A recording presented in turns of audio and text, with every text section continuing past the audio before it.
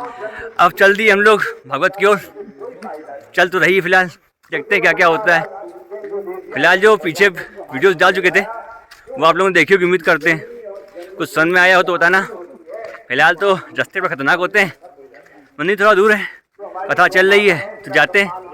और ये हमारे छोटे ब्लॉगर जल्दी इस YouTube दुनिया में कदम रखेंगे। वैसे पेशे से ये डॉक्टर हैं, टेम्परेरी फॉर्म में। दवा चाहिए तो बताना, पूछ के बता देंगे आप लोग को हम। नहीं बिल्कुल। हाँ, मिलते हैं वीडियो के साथ साथ।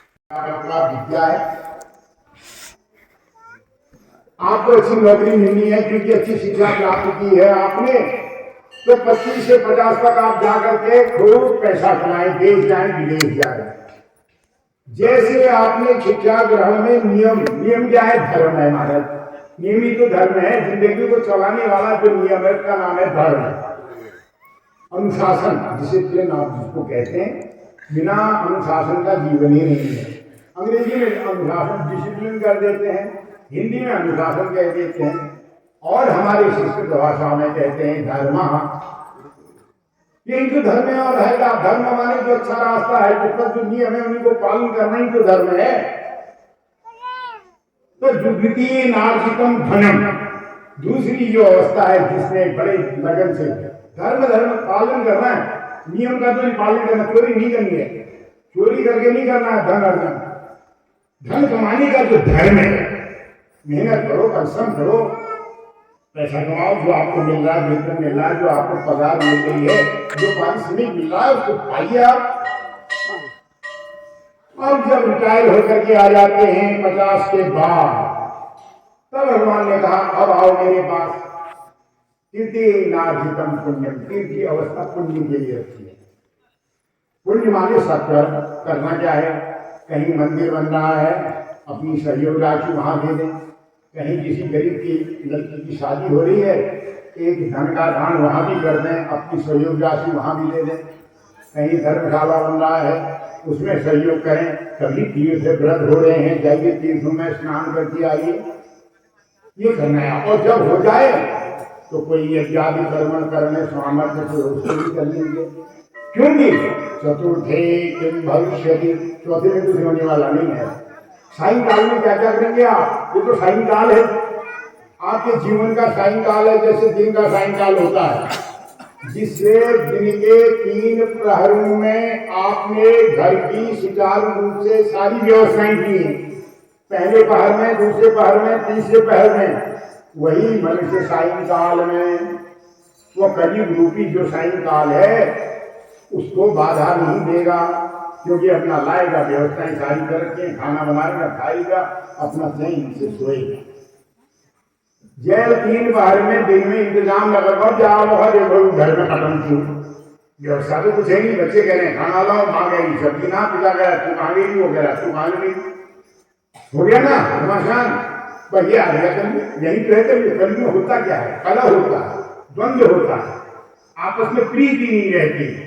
तो इसलिए 3 जीवन की जो 3 अवस्थाएं हैं, 3 युग है, 3 युगों में जो नियम बता रखा है, पहली विद्या, दूसरा धन, तीसरा पुण्य, चौथे कलयुग रूपी अवस्था में आराम से खाओ।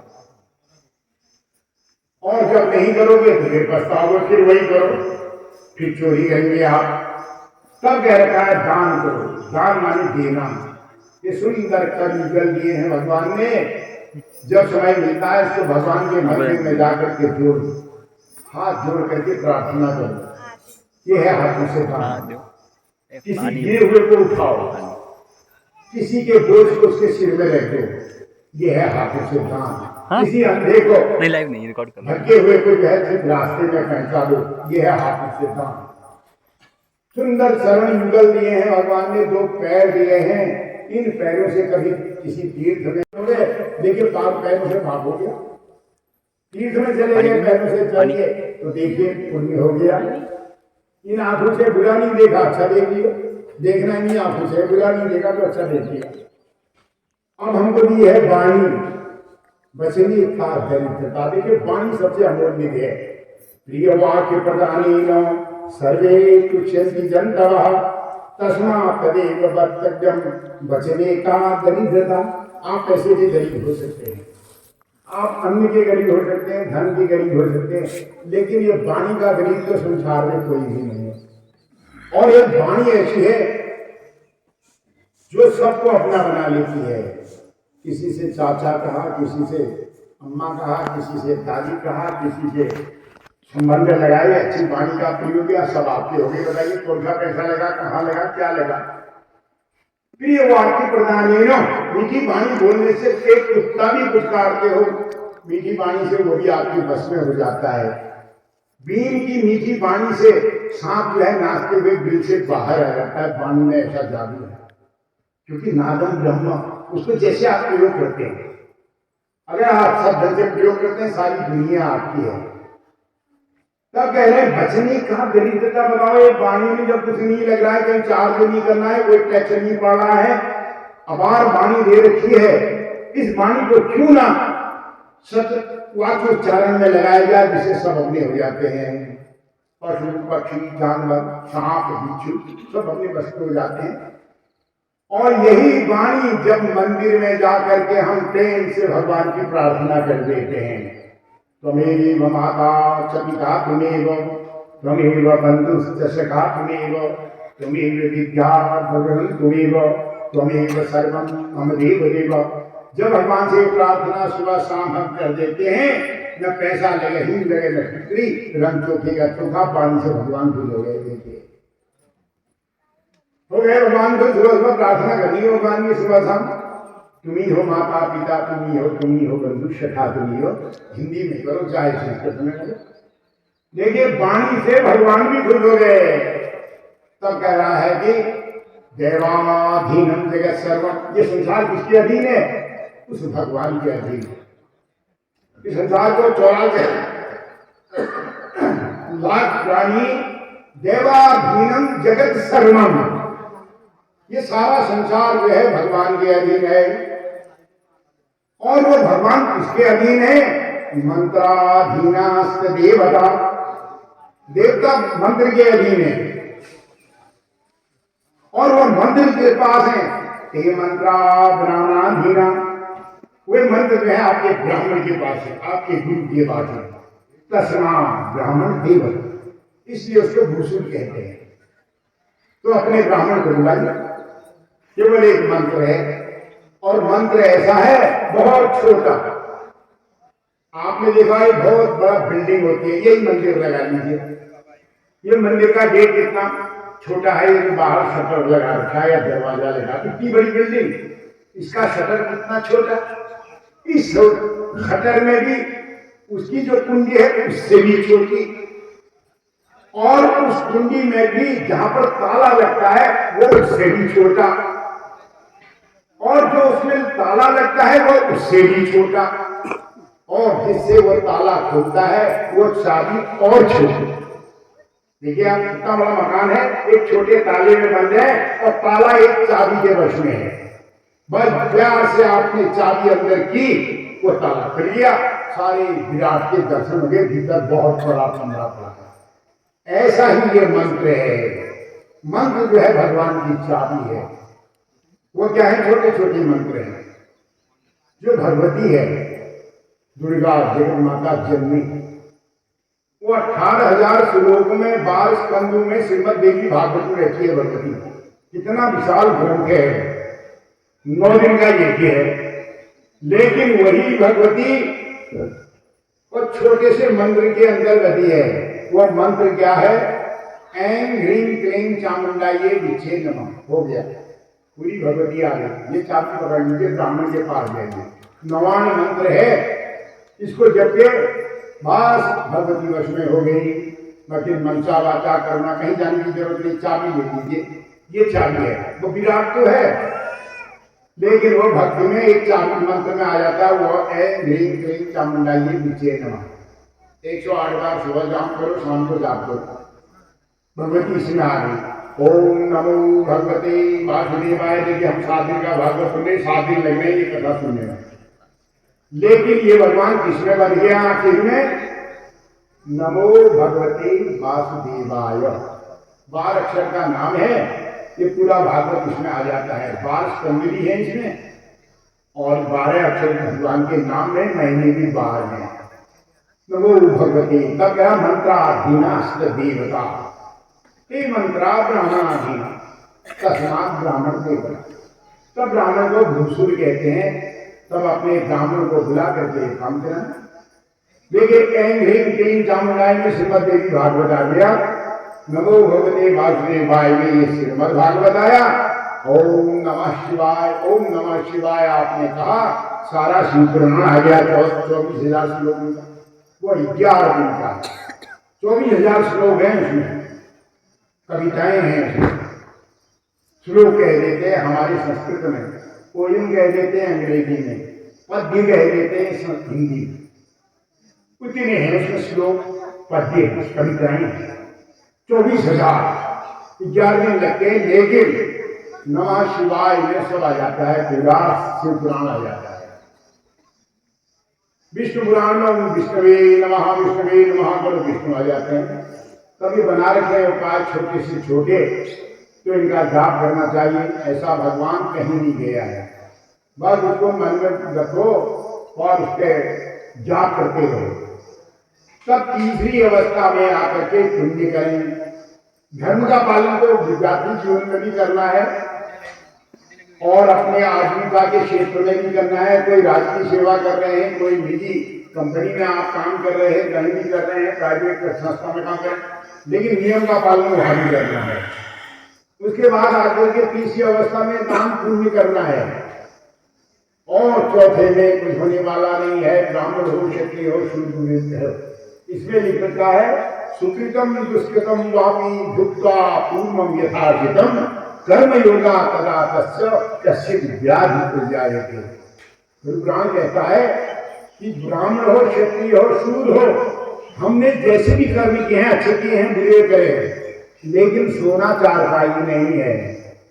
पैरों में साथ देना बंद कर देना है, हाथों में की शक्ति खत्म हो जानी है, कानों की शक्ति खत्म हो जानी है, आंखों की शक्ति खत्म हो जानी है। और बिस्तर में पहले तो आंगन में आ रहा था, दूसरे साल दहलीज में आया, तीसरे साल भीतर ही रह गया चारपाई से नीचे, चौथे साल चारपाई में चला गया, फिर उसके बाद नीचे आया ही नहीं। ये होता है, यह है इस जीवन की लीला। तब कह रखा किम गर्व क्रियते देहि क्षण विद्वन चिर। अरे मनुष्य क्या गर्व करता है इस शरीर का। एक दिन तो इससे यही होना है, बिस्तर में पड़ जाना है, फिर 4 डंडों में रख करके जब प्राणांत हो जाए तुझे पहुंचा देना है वहां, उसमें निकल जाना है। तब तुझे तुम्हारे कर्मों को लेकर चले जाना है। शिव आत्मा शरीर, वो जो शिव है हमारी आत्मा है। शिव कहते हैं मोबाइल है ना, उतना बड़ा मोबाइल होता है, उस मोबाइल का कोई महत्व नहीं है जब तक उसमें शिव नहीं है। उसके भीतर छोटा सा डालते हैं तो शिव कहते हैं। वो उसके टाइम खत्म हो गई, काम करना बंद कर देता है। तो मोबाइल जैसे शिव से चलता है, मोबाइल बहुत बड़ा होता है। मोबाइल रूपी जो शरीर है वो शिव रूपी आत्मा से चलता है। शिव निकाल दो, मोबाइल खत्म। ऐसे ही हमारा शरीर ये मोबाइल है, इसके अंदर शिव बैठा है। शिव वो आत्मा शरीर ना, जो इसको संचालित कर रहा है, वो शिव की तरह वो चल रहा है। बस शिव की आपकी चार्ज करने की 1 महीने की अवधि है। वैसे ही हमारी ये आत्मा 40 साल, 50 साल, 70 साल, 100 साल, 101 साल, 20 साल, 15 साल ये चार्ज कर रखी है, चलेगी। जिस दिन चार्ज खत्म हुआ, क्योंकि चार्ज करने वाला वो है, उसके हम कुछ नहीं चलता है। एक बार चार्ज होता है पुण्यों से, गिर गए। जहां उसने अपना चार्जर हटाया, दुनिया के कितने चार्जर लगा दो, कितने प्राणी वायु यंत्र लगा दो, प्राण निकल गए, यंत्र लगा ही रह गया। तब कह रहे महाराज जब तक उसका यंत्र काम कर रहा है तो आपका ऑक्सीजन काम कर रही है। जिसने उसने अपना सिलेंडर हटाया तो दुनिया के सिलेंडर खत्म। तो बोले उससे जीतना बड़ा कठिन है। उसने हमको ज्ञान दिया है, आपने प्रयास किया, विज्ञान बनाया। जहां पर विज्ञान फेल हो जाता है वहां से पराज्ञान शुरू होता है। ज्ञान विज्ञान जहां पर शिथिल पड़ जाएगा, कमजोर हो जाएगा, वहां से पराज्ञान शुरू होता है। तो कह रहे उसको कौन जान सकता है? उसको कोई नहीं जान सकता है। तो एक शब्द सुप्रयुक्त, उपनिषद कहता है एक शब्द, केवल ज्यादा मत पढ़ो, एक शब्द, एक ही सादेश सदेश सादेश हो जाए, केवल एक पकड़िए वाला, 10 के चक्कर में मत पढ़िए। राम ही सही, कृष्ण ही सही, वासुदेव ही सही, शिव ही सही, ब्रह्म ही सही, बस उसकी साधना में लग जाइए, एक लक्ष्य बनाइए, उसको जपिए, तुम्हारा कल्याण हो जाएगा। कहाँ पढ़े चक्कर में, शास्त्र बहुत है। पलावलम युव धान्यार्थी सर्वशास्त्राणी संतेजे। जैसे हम खेत में जाते हैं, धान की खेती है, खूब पेड़ है धान के, समझदार क्या करता है, उसमें धान्यार्थी, हमारा मूल उद्देश्य क्या है, धान प्राप्त करना, बस धान को झाड़ा, अपने बक्से में बंद किया, पलाव नहीं फेंक दिया, पराव पुआल को नहीं फेंक दिया। ऐसे ही समझदार मनुष्य से इसमें से जो तत्व निकल रहा है, शिव पुराण में निकला है ओम नमः शिवाय, देवी भागवत में निकला है ऐं ह्रीं क्लीं चामुंडायै विच्चे नमः, श्रीमद् भागवत में निकल रहा है ओम नमो भगवते वासुदेवाय। बस इसको धारण कर लो, ये धान को बंद कर लो, और ये जो पन्ने हैं, ये पन्ने रूपी धान, गुलाल रूपी पन्ने, इनको छोड़ दो, इनमें मत पड़ो, बस इसको पकड़ के ले जाओ। इसका जो तत्व है, नमो भगवती वासुदेवाय, कृष्णाय नमः, वासुदेवाय नमः, बस उसको रख दो। जब कभी ऐसे यज्ञ हैं तब आ जाओ, नहीं तो इसका जाप करते रहो। तब कहते हैं जिसके कली को वचन है, जिसके घर में भगवान के नाम का दिया नहीं जलता, जिस घर में अन्याय का पैसा है, जिस घर में सफाई नहीं है, जहाँ दूध कीड़ा चल रही है, जुआ, ऐसे गंदे जगहों पर तेरा वास रहेगा। कली को जब राजा परीक्षित बांधने के लिए गए तो कलयुग ने कहा मुझे मत मारो, मेरे जैसा कोई युद्धि नहीं है, लेकिन जो मुझे जाने, ऐसा युग कभी नहीं आएगा। बहुत बढ़िया युग है कलयुग। माने तो देवता, न माने तो पत्थर, पत्थर नहीं तो भगवान है, मानते हो तो भगवान है, न मानो तो पत्थर है, सब जगह पत्थर ही तो होता है। ऐसे ही युग सब बराबर है, लेकिन जो उसको धारण कर लेता है तो उसको सब जगह तत्व मिलता है। तो उन्होंने कहा मुझे मत मार, ऐसे ऐसो आराम कहीं नहीं होंगे, कलयुग में बड़ा आराम रहेगा, क्योंकि कलो भक्ति ब्रह्मशाही कार्य, कलयुग में तपस्या करने की जरूरत नहीं है, आप घर छोड़ कर। सत्युग, त्रेता, द्वापर, इनमें बड़ी बड़ी तपस्याएं करनी पड़ती थी। अगर उन तपस्या में जरा सा विघ्न आया नहीं, 12 वर्ष की तपस्या गई। लेकिन कलयुग में लिखा केवल हरिश्रवण मात्रेण पाप हानि प्रजायते, केवल भगवान का नाम लेने मात्र से ही पापों का नाश हो जाएगा। तब कलयुग ने कहा यद फलम नास्ति तपसा, हे राजा मार के पछताएगा तू, बड़ा सहज है कलयुग। देखिए यातायात के साधन देखो, दूर संचार के साधन देखो, दूरदर्शन की व्यवस्था देखो, क्या नहीं है आज तक, सब कुछ है। लेकिन जब धर्म नहीं होगा तो ये विज्ञान अभिशाप बन जाएगा, धर्म मानी नियम।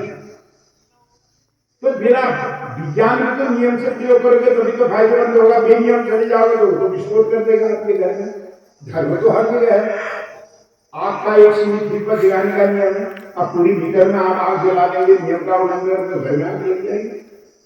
धर्म हर जगह है, खाने का घर में धर्म मानी नियम, बैठने का घर में बैठने का नियम, उठने का नियम है, पैर को चलाने का नियम है। पैर ऐसे मतलब थोड़ी फेंक देते हैं, इसको टूट जाएगा, कल से बर्बाद हो जाएगा, क्योंकि नियम का पालन नहीं किया। दूसरे दिन से भी ठंडे करके करो। आंखें, उनकी सुरक्षा कीजिए, आपका धर्म कहता है समय में इनकी देख रेख करो, नहीं करेंगे तो अंधे हो जाएंगे, फिर भुगतो कर्मों को, क्योंकि धर्म का पालन नहीं किया। तो ये जो नियम का पालन है, हर की सुरक्षा जो करना है, यही धर्म है। तब उन्होंने कहा यद फलम नास्ति तथा न योगेन समाधिना तद फलम लभते सम्यक् कलौ केशव कीर्तना। मुझे मत मार, तुझे केवल कलयुग में मेरे हरि कीर्तन मात्र से कलो केशव कीर्तना, केवल भगवान का कीर्तन करना है। भागवत में आओ, जब खाली समय मिले तो कीर्तन करो। और कीर्तन दूसरी भक्ति है, श्रवणम कीर्तनम विष्णु, ये दूसरी भक्ति है, नवधा भक्ति नहीं। तो दूसरी भक्ति है कलयुग में कीर्तन। राम राम जपते रहो, बड़बड़ होते रहो। खाली घर शैतान, जो बोले खाली दिमाग शैतान घर। इससे अच्छा तो भगवान के नाम में लगा लो, काम करते रहो, मुख से राम जपते रहो, हाथ से काम करते रहो, बस हो गया, जीवन सफल हो गया। वो बड़े धन के हुए तुम्हें राम राम कर दे बुलाए हुए, उसका पेड़ भी जो है सब्जी को प्राप्त हो जाएगा, अन्न भी अच्छा पैदा होगा। देखिए ये मंदिरों में प्रसादी बनती है, जरा गौर करना। आप लोग आए हैं जो ज्यादातर शहरों में रहते हैं, ठीक है, वहाँ खाने का अलग मसाले भी हैं, बड़ी बड़ी सुविधाएं, अच्छा चावल भी है, अच्छा आटा भी मिलता है। आप देखिए शुभ कार्य में यहाँ प्रसाद बन रहा है, वो बड़ा स्वादिष्ट होगा, आप देख लीजिए, उसको खा के देखिए, आपके घर में नहीं होगा। क्यों?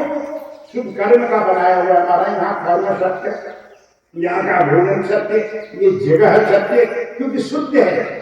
और यहाँ नवरात्र में बैठे हुए हैं लोग, देखिए आत्मा का ये प्रभाव है। वो खाना वहां बना रहे हैं, इतने मसाले कौन सा प्रमाण है वहां, लेकिन जो खा रहा है वो मैं कह रहा मिर्च कम हो रही है, मैं कहता है नमक तेज हो रहा है, प्रेम में खा जा रहा है, तो उसका स्वाद अपने आप ही हो जाता है। ये है हमारा शुभ कर्म का फल। वही खाना हम गलत कर्म के समय खाते हैं, देखिए उसका रंग अलग होता है।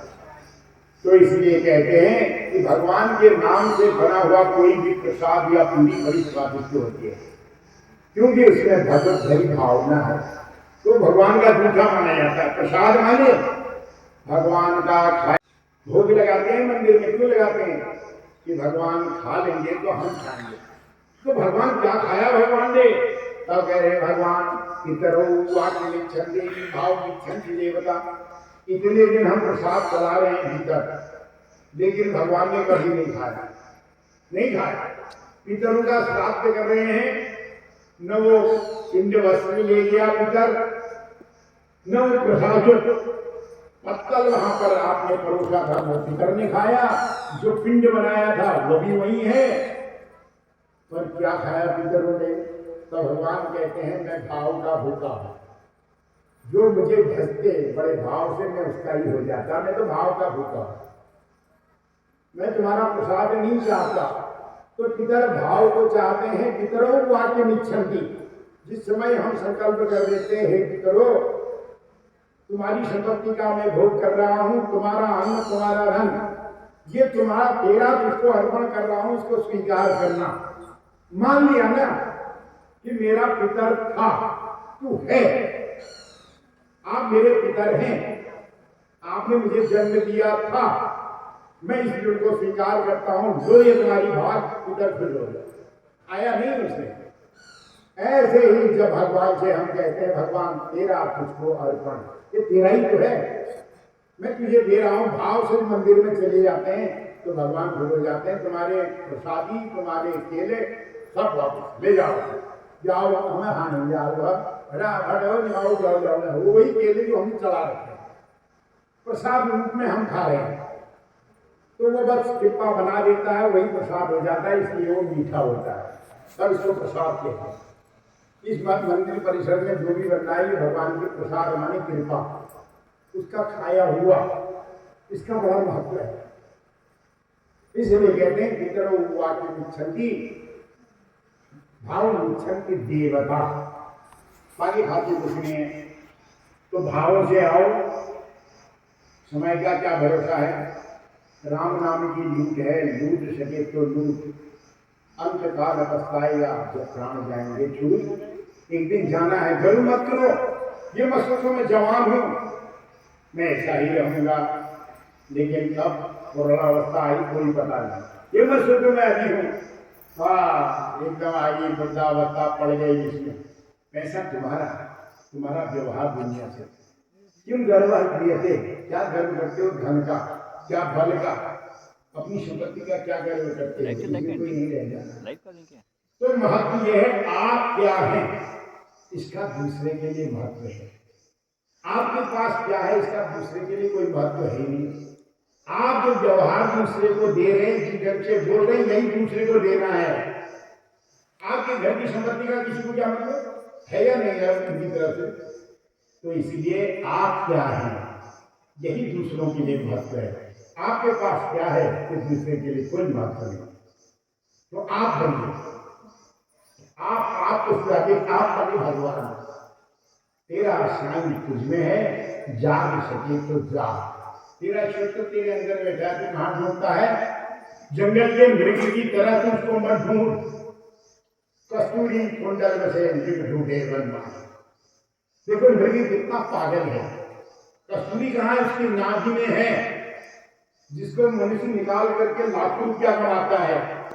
उसके शरीर छिद्रों से बाहर खुशबू आती है जंगल में, तो मृग सोचता है कहां से आ रही है खुशबू, और दौड़ा दौड़ा फिरता है। कहाँ जाता है? वहीं आती है, सोचता है यहाँ है। उस खुशबू में पागल रहता है, लेकिन वो खुशबू कहाँ है? उसी के अंदर, लेकिन जान नहीं रहा है। ऐसे ही हमारा ईश्वर हमारे अंदर बैठा है, हम उसको ढूंढ रहे हैं। मंदिर में, गुरुद्वारे में, चर्च में, मस्जिद में ढूंढ रहे हैं, हम उसको ढूंढ रहे हैं। क्यों हम पागल हैं? तब कह रहे तुम्हारे अंदर बैठी है कस्तूरी, क्योंकि अयम आत्मा ब्रह्म वेदांत कहता है। ये आत्मा ब्रह्म है हमारा, क्योंकि इसको वेदांती लोग ब्रह्म कह देते हैं और हम शिव कह देते हैं। शैव लोग जो हैं शिव कह देते हैं, वेदांती लोग ब्रह्म कह देते हैं। यम शैवा समुपासते शिव। शैव लोग इसी भगवान को शिव रूप में भरते हैं। ब्रह्मेति वेदांति लोग, वेदांती लोग कहते हैं ब्रह्मा। अयम आत्मा ब्रह्म, अहम ब्रह्मास्मि, वेदांति कहता है। बौद्धा बुद्ध, बौद्ध लोग इसको बुद्ध अवतार समझ करके मानते हैं। करते कि न्यायिका, न्याय शास्त्र के मानने वाले इसको संसार का कर्ता करते हैं। अरहंत नित्य जैन शासन रखा, जैन लोग अहिंसाही ईश्वर है। स्वामी महापुरुष एक ही बात है, भगवान दयालु ने निकल गए, हर जीव पर दया करना, किसी की हिंसा नहीं करना, जैन लोग इसको मानते हैं। कर्मे की मीमांसा, मीमांसा के लिए मीमांसक लोग कहते हैं कर्म ही पूजा है, तो है ही। अकर्म जो है पूजा का खंडन है, सब कर्म ही भगवान की पूजा है। भगवान का सोयम लोग ददातु वांछित फलम, ऐसा जो है काम पड़ेगा आपको भी। भगवान वाली रक्षा करें। तो भगवान कहीं नहीं है, हमारे अंदर यही है आत्मा। मन ही देवता, मन ही ईश्वर, मन से बड़ा मन। तो ये मन का साफ करो महाराज। तब भगवान कहते हैं मन जब तक साफ नहीं है तब तक भगवान का वास नहीं हो सकता। तब कह रहे हैं यस्नाति मानुषे तीर्थे सवै मोक्षम अवाप्नुया। पहले मन के मंदिर में नहाओ, तब जाकर के उसमें हरिद्वार में पाओ, तब शिखर में मिलेगा, तब ये नौलिन के मंदिर में मिलेगा। जब तक मन में नहीं है तो बाहर नहीं है। और कहां कहां ढूंढ रहा है। तब कह रहे हैं ये आत्मा जो है यही ईश्वर का अंश है, तो इसको शुद्ध रखो, इसका भोजन शुद्ध होना चाहिए, इसमें विचार शुद्ध अच्छे होने चाहिए, सब चीज शुद्ध होनी चाहिए, क्योंकि ये ईश्वर का अंश है। और यही आत्मा जो है मनुष्य के मोक्ष और नरक ले जाने का कारण है। तो उसको शुद्ध करने के लिए भागवत रखे हैं। आओ ना भागवत की शरण में। तब कहा पिबत भागवतम रसमालयम मुहुरहो रसिका भूभाव। बार बार ये भागवत जो अमृत है इसका पान करो, अपने कानों से अपने अंदर डालो, पियो इसको और इसके रसिक बने रहो। तो भागवत धर्म है। ये भागवत कोई कथा नहीं है, ये भागवत धर्म है। भागवत माने कल्याण करने वाला रास्ता। तो ये 18 पुराण है हमारे। 18 पुराण में ये जो श्रीमद् भागवत महापुराण है ये बना रखा है। इसमें पूर्णावतारी जो श्री कृष्ण हैं उनकी अवतार का वर्णन है।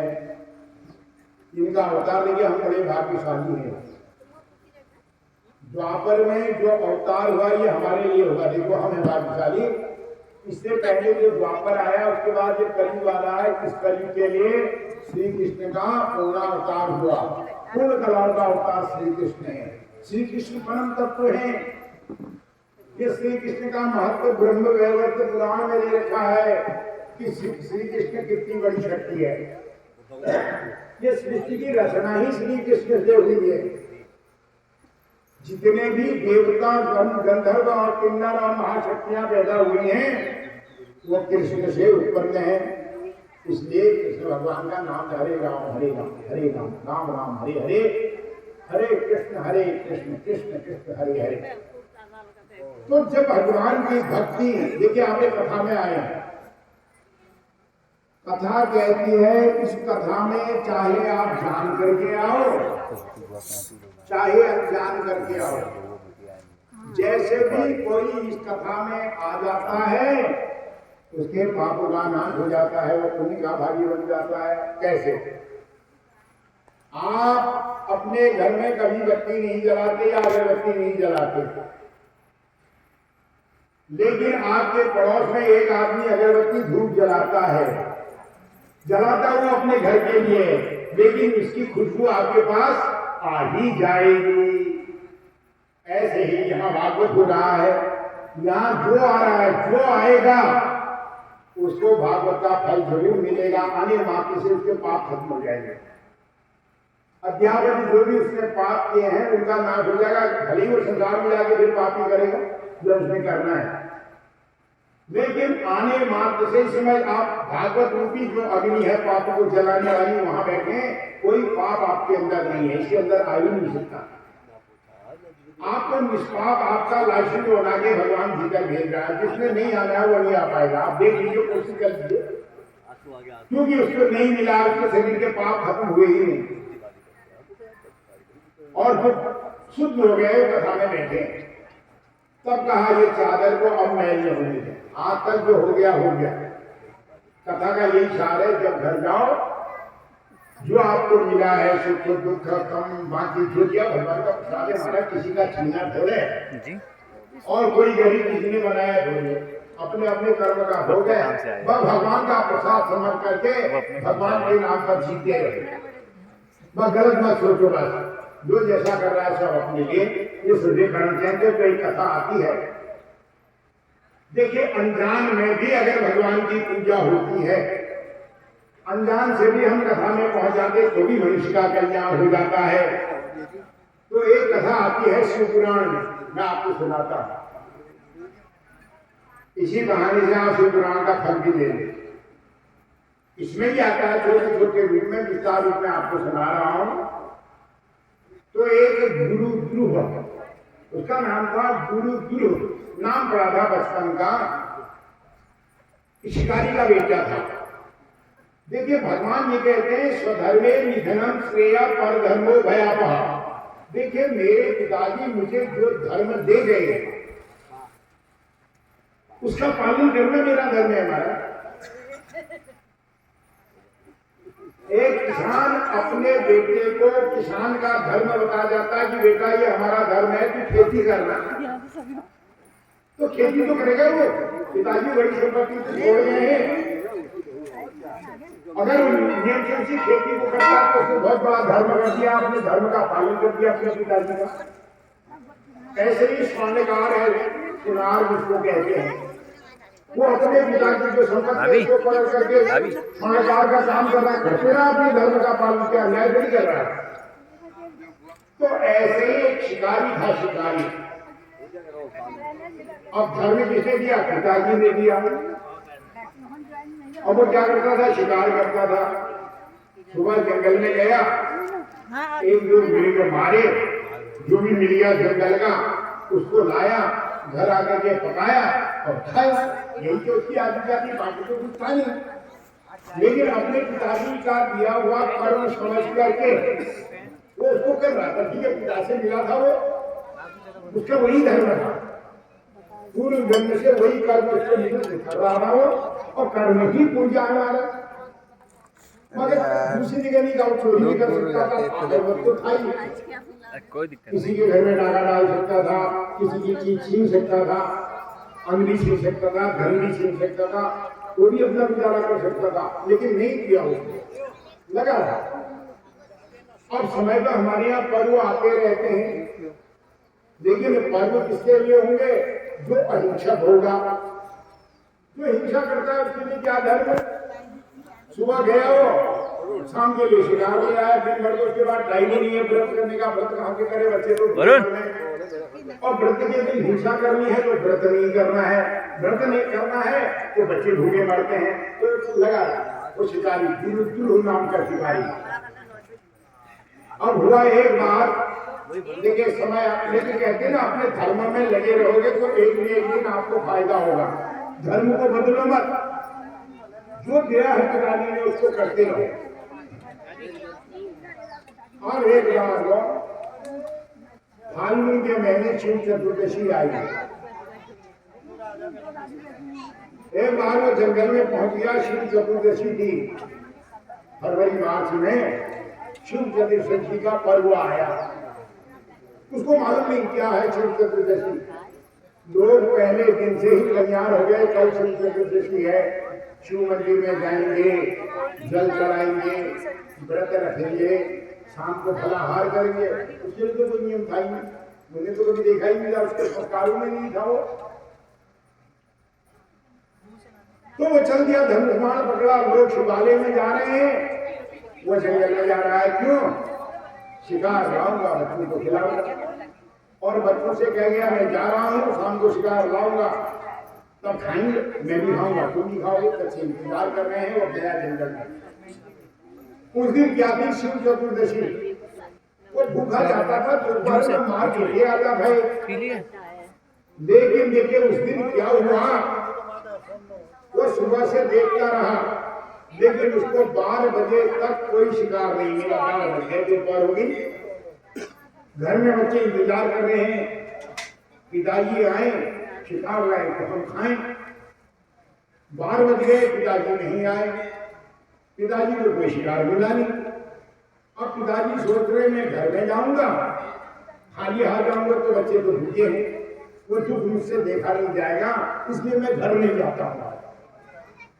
मैं दोपहर तक बाद इंतजार करता हूँ, क्या पता कोई मिल जाए।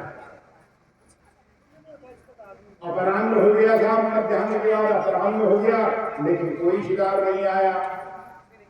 धीरे धीरे सायंकाल हो गई, लेकिन इसको कोई शिकार नहीं मिला। उस दिन मिला ही नहीं। अब भूखा है, शिव चतुर्दशी का दिन, इसको पता नहीं है, लेकिन हो पड़ा। आकस्मिक ऐसा हो गया, वो व्रत हो गया, और सायंकाल में सोचने लगा अब घर कैसे जाऊं।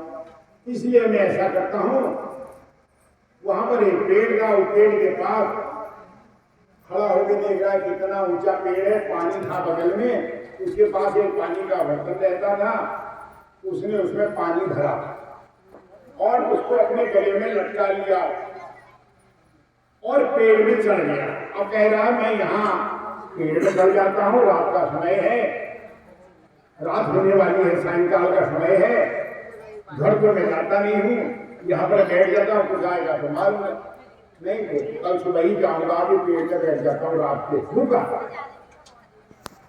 इतने में सायंकाल में ऐसा होता है, ये जो जंगली जानवर होते हैं दिन भर घूमते हैं, शाम को अपने घर आते समय जहां पानी होता है वहां से आते हैं, पानी पीते हैं, फिर अपने ठिकाने पर जाते हैं। तो सूर्यास्त के समय एक मृग आ गया, एक हिरण आ गया, वो पानी पीने के लिए आ रहा था।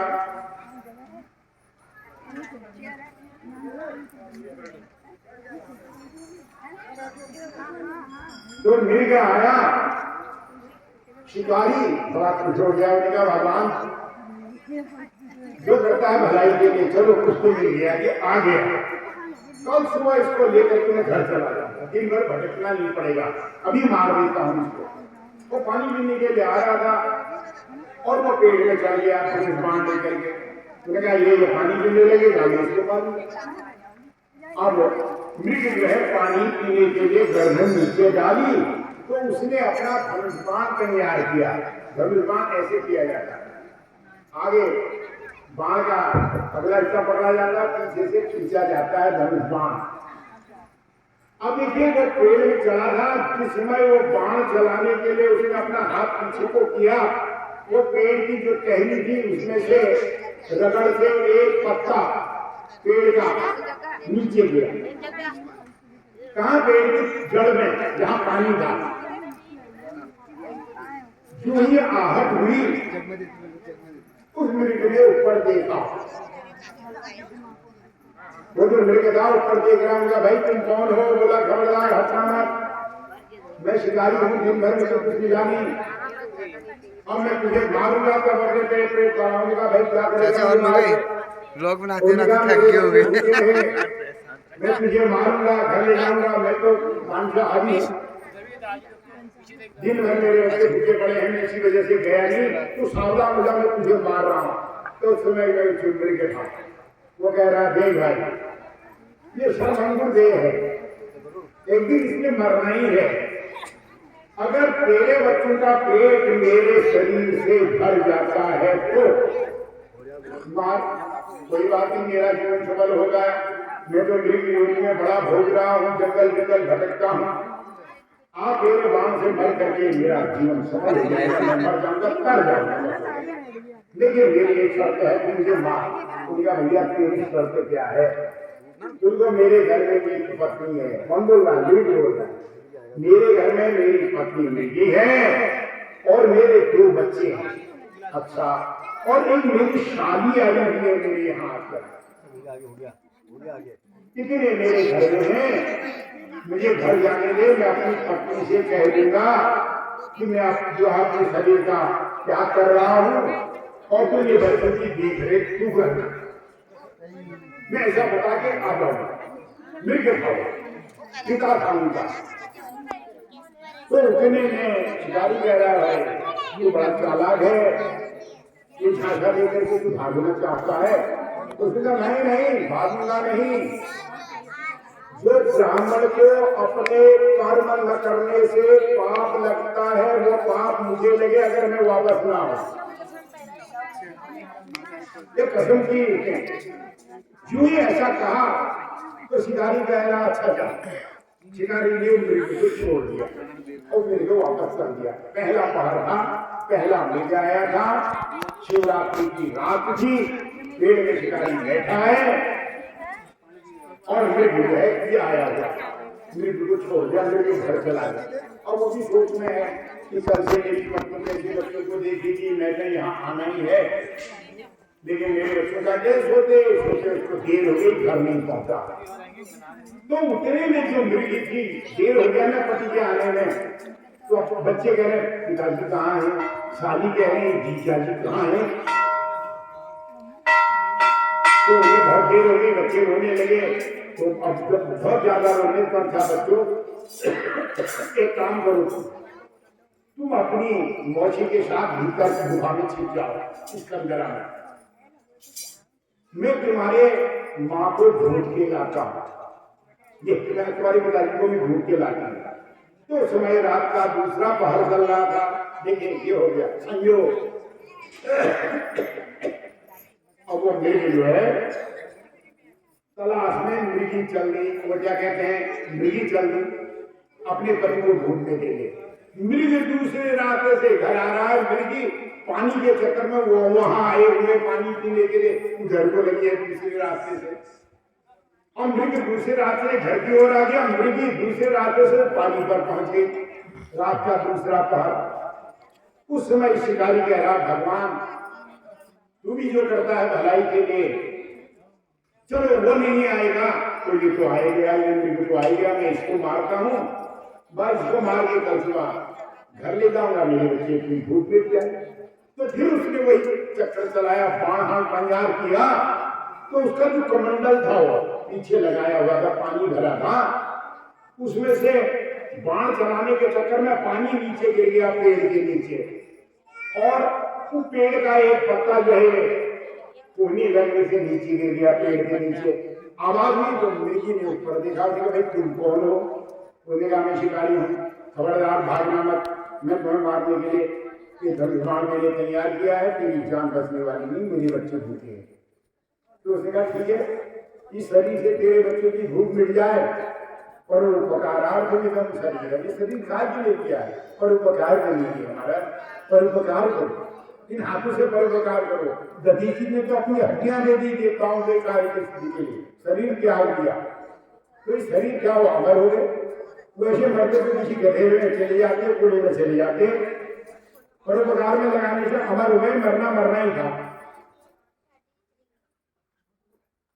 तो उसने कहा ठीक है, तेरे बच्चों का पेट भरे तो मुझे आराम से तुम मार सकता है, लेकिन मेरी एक शर्त है। देखिए आप शर्त कह रही है मेरी। उन्होंने कहा भैया तेरी क्या शर्त है? ये शर्त वाले कहाँ से आ रहे हैं आज मेरे पास? दूसरा पहर है रात्रि का। उसने कहा क्या शर्त है तेरी? उनको मेरे घर में मेरे 2 बच्चे हैं, मेरे पति अभी जंगल से नहीं आए हैं, और ये है सो है, मैं उनको व्यवस्था करके आती हूँ, फिर आ जाऊंगा। उसने कहा सब ऐसा ही कह रहे हैं। उनको नहीं, जो वेद शास्त्रों को कलंकित करने से जो पाप लगता है वो पाप मुझे लगेगा अगर मैं वापिस ना आऊं। ऐसा जब कहा तो उनका जा चली जाते, उसने उसको छोड़ दिया। अब वो चली आई, अब वो घर चलिए, वो भी हड़बड़ाहट में है, बच्चों का कल से क्या होगा, कौन देखेगा, मैं तो यहाँ आऊंगी। और वो चल गए। अब वहां बच्चे रो रहे हैं, भाई माँ नहीं आई, बाप नहीं आया, क्या हो गया ये? तो उस समय में जो उनकी मौसी की वगैरह बच्चों अब सीने आफत हो गई ना, दूसरे बच्चों का भार आ गया ना उसके सिर पर। उन्हें मैं कहाँ फंस गई यहाँ इनके जाल में, ये पता नहीं कहाँ गए, किसी शिकारी के हाथ पड़ गए या किसी मुर्गे शेर के हाथ पड़ गए। ये बच्चे तो मेरे सिर पड़ गए, मेरी शादी नहीं कुछ नहीं, कहाँ आप बड़ी बहन के यहाँ बबाला। तो उन्होंने कहा बच्चों छिप जाओ, इस गुफा में छिपे रहो, मैं जाती हूँ तुम्हारे माँ बाप को ढूंढ के लाती हूँ। अब वो बेचारे वो अपने अपने रास्ते से आने, मेरी वो साली भी चली उनको ढूंढने के लिए। इस शिवपुराण की कथा, शिव आत्मा शरीर नाम शिव की कथा है, इस आत्मा की कथा है। वो चली। अब रात का तीसरा पहर चल रहा था, तीसरे पहर में मुर्गी पहुंच गई, उनको ढूंढते ढूंढते वो साली, उसको देखते थे वो कह रहा भगवान एक नहीं दूसरा नहीं, चलो तीसरा आ गया, फिर रात ही खुल जाएगी, मैं इसको मार करके घर ले जाऊंगा, मेरे बच्चों की भूख मिट जाएगी। फिर उसने धनुष्बाण तैयार किया। वो धनुष्बाण चक्र में एक हाथी कोहनी लग करके एक पत्ता जो है पेड़ के नीचे गिरा, और एक पानी की बूंद जो कमंडल में थी हिलने से वो पेड़ के नीचे गिरी। आवाज हुई तो उसने ऊपर देखा, उन्होंने कहा भाई तुम कौन हो? बोले मैं शिकारी हूँ, खबरदार हटो मत, मैं तुम्हें घर ले जाऊंगा, आपके बच्चों का पेट पालूंगा। उन्होंने कहा यार बिल्कुल सही है, तुम मुझे माँ कोई बात नहीं है, लेकिन मेरी शर्त है। उनका भैया तेरी क्या शर्त है? उन्होंने कहा मेरे घर में मेरी जिम्मेदारी आई है ना, उनकी जिम्मेदारी उनको सौंपती हूँ, मैं आती हूँ, अभी आ जाऊंगा। उन्होंने कहा नहीं ऐसे नहीं जाने दिया।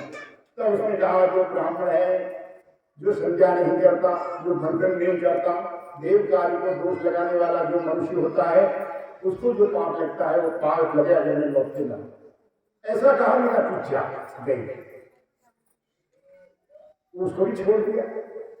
और रात का चौथा पहर चल रहा था, सब मिल गए घर में। ओ मम्मी जा बाबू बाबू, पिताजी, हमने रात बिल्कुल बच्चे चिपट गए, इतने साली भी पहुंच गई, जीजा जी, बहन जी, अरे तो तुम कहाँ रहे? तो मृग कह रहा वो सादा में जाओ, रो मत, मेरी बात सुनो, क्या है? क्योंकि कर्म प्रधान विश्व करे जाता है, कर्म सबसे बड़ी चीज है। अपने वचन से हटो मत, जो तुम्हारा धर्म है आ गया तो आ गया, परीक्षा है मनुष्य की। तो मृग कह रहा है रो मत, वो किसका बाप, किसका बेटा, किसकी मौसी, किसका बच्ची, कोई कुछ नहीं। सुनो मेरी बात सुनो, मैं फलानी जगह आ रहा था पानी पीने के लिए, गया वहां मुझे एक शिकारी मिला, वो मुझे मार रहा था, मैं ऐसे ऐसी शर्त करके आया हूँ। अपनी पत्नी से कहा ये बच्चों को देखना, मैं तो जा रहा हूँ शहीद होने के लिए, अपने धर्म पर शहीद हो रहा हूँ, मैंने वचन दिया है। क्योंकि वाक्य दान सबसे बड़ा होता है। जब हमारे यहाँ शादियां होती हैं, सबसे पहले वाक्य दान दिया जाता है। लड़की का चिन्ह और वचन दान देता है बाप, बस हो गया, वचन दे दिया, लड़की हो गई। तभी तो वाक्य दान पहले कराया जाता है। वचन का सबसे बड़ा महत्व है। राजा हरिश्चंद्र ने कहा मैं तुम्हारी दक्षिणा दूंगा, उसी में अपना पूरा जीवन बिताया कि रहा राजा हरिश्चंद्र की विजय। शमशान घाट में नौकरी भी करते, चंद्र करे सूरज करे करे जगत व्यवहार, जो हरिश्चंद्र को करे करे ही सत्य विचार। ऐसा कहना सत्य विचार तो ऐसा है जो वाणी है कभी निकलती। तो उस समय में उसकी पत्नी कह रही है अच्छा एक बात है, तुम पति हो ना, तुम रहो घर में, मैंने भी उसको वचन दिया है फलानी जगह वही से, हाँ वही, तो मैं जाती हूँ, तुम देख लेना, पति पाल लेगा और इसे नहीं पाला जा सकता। वो कह रहा नहीं नहीं नहीं, माँ तो पाल लेती है बच्चों को, बाप से नहीं पाला जा सकता है। माँ के पास तरीका है बच्चों को पालने का, बाप के पास नहीं हो सकता है, वो कमा के ला सकता है, पर बच्चों को निभाना बाप के बस का बात नहीं है, माँ ही करेगी। मैं जाता, उन्होंने कहा मैं जाता कि मैंने साली बोल करूँ। अब साली कह रही है, साली दे रही है निर्णय। साली ने कहा जीजा जी हाँ, अरे दीदी हाँ, तुम भी मत जाओ, जीजा भी नहीं जाएंगे, दीदी भी नहीं जाएगी, मैं जाऊंगी क्योंकि मेरी कोई संतान नहीं है, मेरा विवाह नहीं है। अगर मेरा शरीर देने से तुम्हारा परिवार बच जाता है तो एक बहन की क्या सहायता हो सकती है, तो मैं भी जाती हूँ, अपना शरीर अर्पित करके अपनी बहन का परिवार बचाती हूँ। जीजा जी तुम भी मत जाओ, दीदी तुम भी मत जाओ। नाना घर में आए मेहमान को हम अपने स्वास्थ्य सिद्धि के लिए अतिथि देवो भव, देखिए हमारा ये भी क्या है, अतिथि की पूजा करना भी भगवान की पूजा है। घर में आए अतिथि को हम अपने कार्य साधन के लिए लगा दें, असंभव, ये नहीं हो सकता। अब क्या हो, एक है मैं जाऊं, एक है मैं जाऊं, एक है मैं जाऊं। तो इस समय मृग ने कहा देखो ऐसा है, माँ के बिना बच्चों ने मर जाना है, माँ बाप के बिना तो बच्चों ने मर ही जाना है, तू बहन है तुमने अपने घर जाना है, इसलिए ऐसा करते हैं सबके सब जाते हैं, सबको मार देगा तो हमारा जीवन सफल हो जाएगा। न रहे बांस न रहेगी बांसुरी, किसका बेटा किसकी पत्नी, चलो सबको मारेगा। ये निर्णय सबको पसंद आ गया। 2 बच्चे, साली 3, जीजा जी 4 और क्या कहते हैं मृगी 5। ये 5 जने चल दिया। उस समय रात का 4था पहर समाप्त होने वाला था। ये 4-5 के पास पहुंच गए, शिकारी बैठा है। और शिकारी ने दूर से आते हुए 5 जब देखे तो शिकारी बड़ा खुश हो गया। उनका धन्य हो भगवान, तूने तो रात भर की तपस्या सफल कर दी, और दिन में 1 मारता था, आज मुझे कितने मिलेंगे 5 दिन के लिए हो गए। बास आराम हो गया है, मैं बहुत खुश हो गया। उसने धनुष बाण तैयार किया। वो धनुष बाण तैयार करने में ये कोहनी लगने से, हाथ की कोहनी से एक पेड़ का पत्ता नीचे गिरा और वो जो पानी का बर्तन से पानी उछल करके एक पानी की बूंद नीचे गई। जो ही चौथे प्रहर की पानी की बूंद और वो पत्ती नीचे गई, शिकारी पागल। वो धनुष बाण उसने ऐसा किया था, ऐसा का ऐसा ही रह गया। मृग के मुंह पर आ गए। मृग कह रहा ले भैया हम 5 के 5 आ गए हैं, तू हमको मार, अपने परिवार की भूख मिटा। लेकिन शिकारी देखा ही रह गया, धनुष बाण हाथ से छूटा, नीचे गिर गया, मारने की कोई तैयारी नहीं, पागल हो गया। उसका जो शिकारी वो था, वो हत्या का जो होता वो मिट गया। और उनको देखा है बिल्कुल, मृग कह रहे मार, वो किसको कहें, वो तो बोल ही नहीं रहा, पागल हो गया। देखिए क्या हुआ, वो जो पेड़ में चढ़ा था वो बेल का पेड़ था। अनजान में शिव चतुर्थी के दिन उस जंगल में बेल के पेड़ में चढ़ गया था। उसके नीचे किसी तपस्वी ने एक लिंग बना रखा था, शिव का। शिव का लिंग वहां पर स्थापित था। वो क्या जानता था लिंग क्या है, बेल का पेड़, उसको तो पता ही नहीं था। तो जितनी बार वो अपना हाथ हिलाता था, पैर में उसने हाथ हिलाया, एक बेल की पत्ती, एक पानी का बूंद उसके उस बर्तन से उस लिंग पर गया। उस दिन क्या थी, शिव चतुर्दशी। शिव चतुर्दशी की रात थी। देखिए शिव जी की पूजा रात को होती है, और हमारा गेहूं दिन भर से आया, आलू उम्माई, गजेर उम्माई, पिनाव उम्मा और भगा जब अगर पैर पहले भगवान ने पूछूं उस टाइम में हम खड़े, और जब में भगवान ने मैं आती हूँ अपना घर में शिवरात्रि करो तो उसका नाम क्या है? शिवरात्रि। शिव जी की रात भर पूजा करनी है, 4 पहर प्रातः काल तक। तो मैं बता रहा हूं ये है व्रत का नियम, उसका नाम ही शिवरात्रि है। रामनवमी दिन में होती है, दोपहर में हुई थी, इसलिए रामनवमी दिन में होती है। शिव की रात्रि है, रात में होती है उसकी पूजा 4 पहर रात। अपनी नींद अपना सुख चैन छोड़ करके भगवान में लगाना है। तो उसने क्या किया, अनजान में उस लिंग में 4 पहर, पहले पहर में एक बेल का पात, एक पानी की बूंद उस लिंग में पड़ी। पहले पहर की पूजा हो गई और जो ही पूजा हुई वो मृग के अंदर वही शिव बोल रहा था कि तू कौन है, नहीं तो मृग थोड़ी बोलता है, वही शिव बोल रहा था। तपस्या हो, पूजा हो गई, शिव खुश हो गया। तब वो पूछा था तू कौन है, और वो असमसम तब हो रहे थे। दूसरे पहर में दूसरी बार एक बेल की पत्ती और पानी लिंग में गिरा, दूसरी पहर की पूजा हो गई, वो अज्ञान उसका मिट गया। तीसरे पहर में फिर अनजान में एक बेल की पत्ती, एक पानी का बूंद नीचे गिरा, तीसरे पहर की पूजा हो गई। चौथे पहर में वो 5 आए थे, उनको मारने के लिए जो ही उसने बाण उठाया तो एक पानी की बूंद और बिल्व पत्ती शिवलिंग में गई, तो 4 पहर की शिव की क्या हो गई, पूजा हो गई, अनजान में हो गई। उसमें अनजान में होने में शिव शक्ति जो है प्रकट हो गई, शिव में जान आ गई और उसका अज्ञान मिट गया, वो शिकारी भाव खत्म हो गया।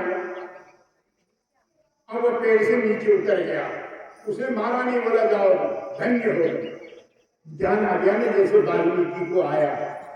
वो भी तो हत्यारे थे, सत्संग में गए, ऋषियों ने रास्ता बताया, कल्याण कर दिया, ज्ञान हुआ, वाल्मीकि रामायण की रचना कर दी। तो तब कहते हैं सत्संग में जाओगा ना, सत्संग की ये करता है, उसका ज्ञान खत्म हो गया। मृग से कह रहा है तुम धन्य हो, देखो शिकारी क्या कह रहा है, तुम धन्य हो, तुम मृग होकर के अपने धर्म पर चल रहे हो, तुम्हारे अंदर ऐसी भावना, मैं मनुष्य होकर के मैंने बड़े पाप किए, मैं किस लोक में जाऊंगा, कहां जाऊंगा, तुम जाओ धन्य हो, तुमने मेरा ज्ञान खत्म कर दिया, अब मैं तुम्हें नहीं मारूंगा। पेड़ से नीचे आया, जो ही जाने लगा शंकर जी प्रकट हो गए, शिकारी को दर्शन दे दिया, पकड़ लिया, भाई कहाँ जा रहे हो, बोले भैया तू कौन है, वो तो जानता ही नहीं था, उसको तो पता ही नहीं मैंने पूजा की है। तो उन्होंने कहा भाई तुम कौन हो, उनका मैं वही हूँ जिसकी तूने पेड़ के नीचे पूजा की। उनका भाई कौन, बोले मैं शिवोहम शिवोहम शिवोहम, मैं शिव हूँ और शिवो आत्मा शरीर हूँ। जब तक वो शिव हमारे अंदर है तब तक हम जीवन हैं, और शिव निकला हम सब हो गए, यानी मुर्दा हो गए। जो शिव में जो विकार है, अर्धमाता सीता नित्या यमचार्या विशेषतः सप्तशती में दिया हुआ है, जो ये मात्राएं हैं, जो स्वर हैं, जो अनुस्वार है, ये भगवत शक्ति है।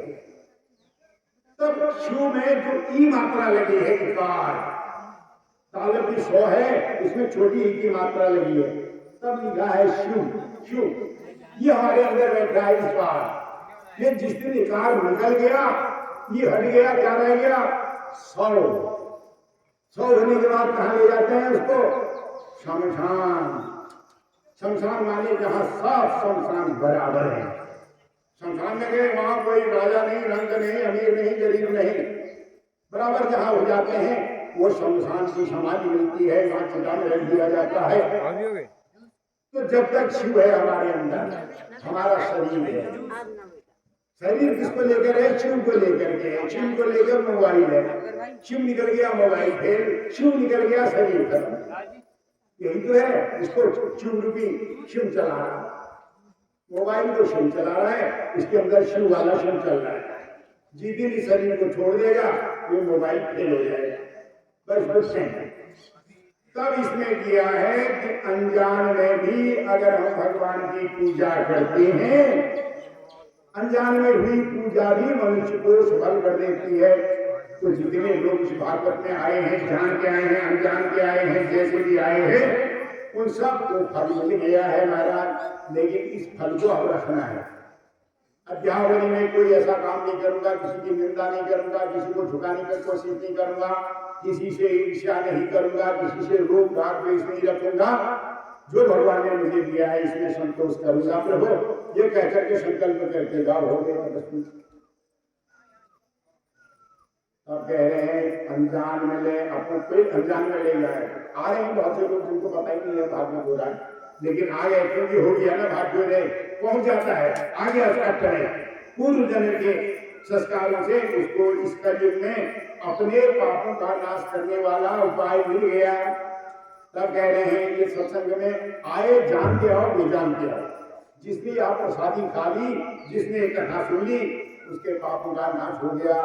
तब कहते हैं ये जो शिव है कार्तिका में, सुनिया वैशाखा में, माघा में, या कभी में सोमवार दिन, चतुर्दशी दिन, केवल क्या करना है आपने, एक बेल की पत्ती जिसमें 3 पत्ते होते हैं, खंडित नहीं होनी चाहिए, शुद्ध होना चाहिए, वो 3 पत्ती वाले बेल के पत्ते को लेकर के आप मंदिर में जाएं। और चढ़ाना कैसे है, नीचे झुका करके, उसकी पीठ कहाँ होनी चाहिए, ऊपर, पत्ते का जिसको हम उल्टा कहते हैं सफेद दिशा ऊपर को होना चाहिए, और जो उसका सीधा वो नीचे को होना चाहिए, ऐसे नियम रखेंगे। तो उसमें हाथ में लेकर के पढ़ो, त्रिदलम त्रिगुणाकारम त्रिनेत्रम चित्रयायुधम त्रिजन्म पाप संहारम एकविल्लम शिवार्पणम, बस ये मंत्र कह देना है।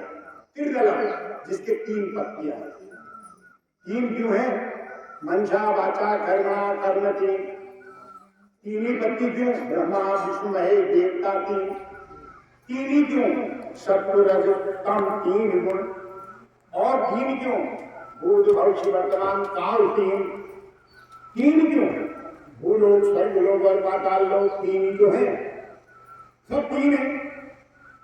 3 का इतना बड़ा महत्व है, 3 अब हमें अगर 3 के महत्व 3 नहीं लगाने गया मरम मारत लग, 3 लगा छोड़ने में गया पत्थर में जगह के साथ खर्च करा, और जबकि शाम को जुड़ेगा 3 बार, आपको देखा 3 बार बजाते हैं संघ को जब सुबह में, तो 3 का बड़ा महत्व है।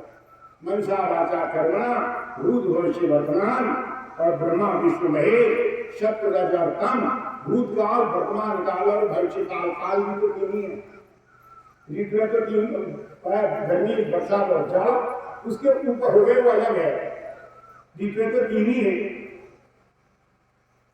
बसंत ऋतु है, ग्रीष्म ऋतु है, वर्षा ऋतु है, बाकी है कौन सी कितनी ऋतु है, 3 ही है। तो इसलिए ये 3 का बड़ा महत्व है। मनसा वाचा कर्मणा, इसका रूप है वो 3 पत्ती, क्या कहते हैं, वैशाखा में है, और सोमवार दिन, शिव चतुर्दशी दिन, कोई भी सोमवार 12 दिन जब अगर 5 उठते जैसा, तो 3 पत्ती वाला बिल्व पत्ती ले जा करके भगवान से ये प्रार्थना करे, जिसकी जो कामना है तुम बोले, लेकिन विश्वास करना चाहिए, विश्वास हम फलदायक। तो जब तक विश्वास नहीं है, क्योंकि भगवान श्रद्धा विश्वास रूपिणव भैया होने से थोड़ी होगा, जब तक आप श्रद्धा विश्वास का है, श्रद्धा विश्वास से भगवान को अर्पित करो, काम मिल जाए।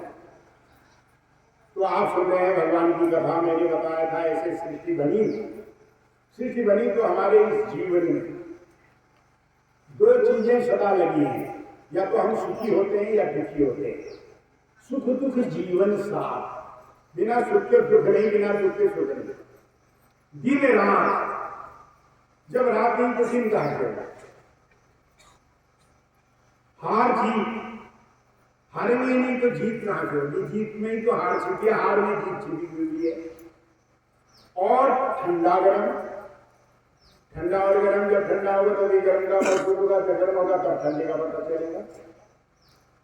अपना पराया, अपने हैं तो पराए हैं, शत्रु हैं तो मित्र हैं, पूजाओ से तो अनजान है, और हंस रहे हैं या रो रहे हैं, या जगह हैं या सो रहे हैं, जो ही जो है, या अच्छा काम कर रहे हैं या बुरा काम कर रहे हैं, जो भी काम के समय में या तो जी रहे हैं या कोई मर रहा है, यही तो होना है,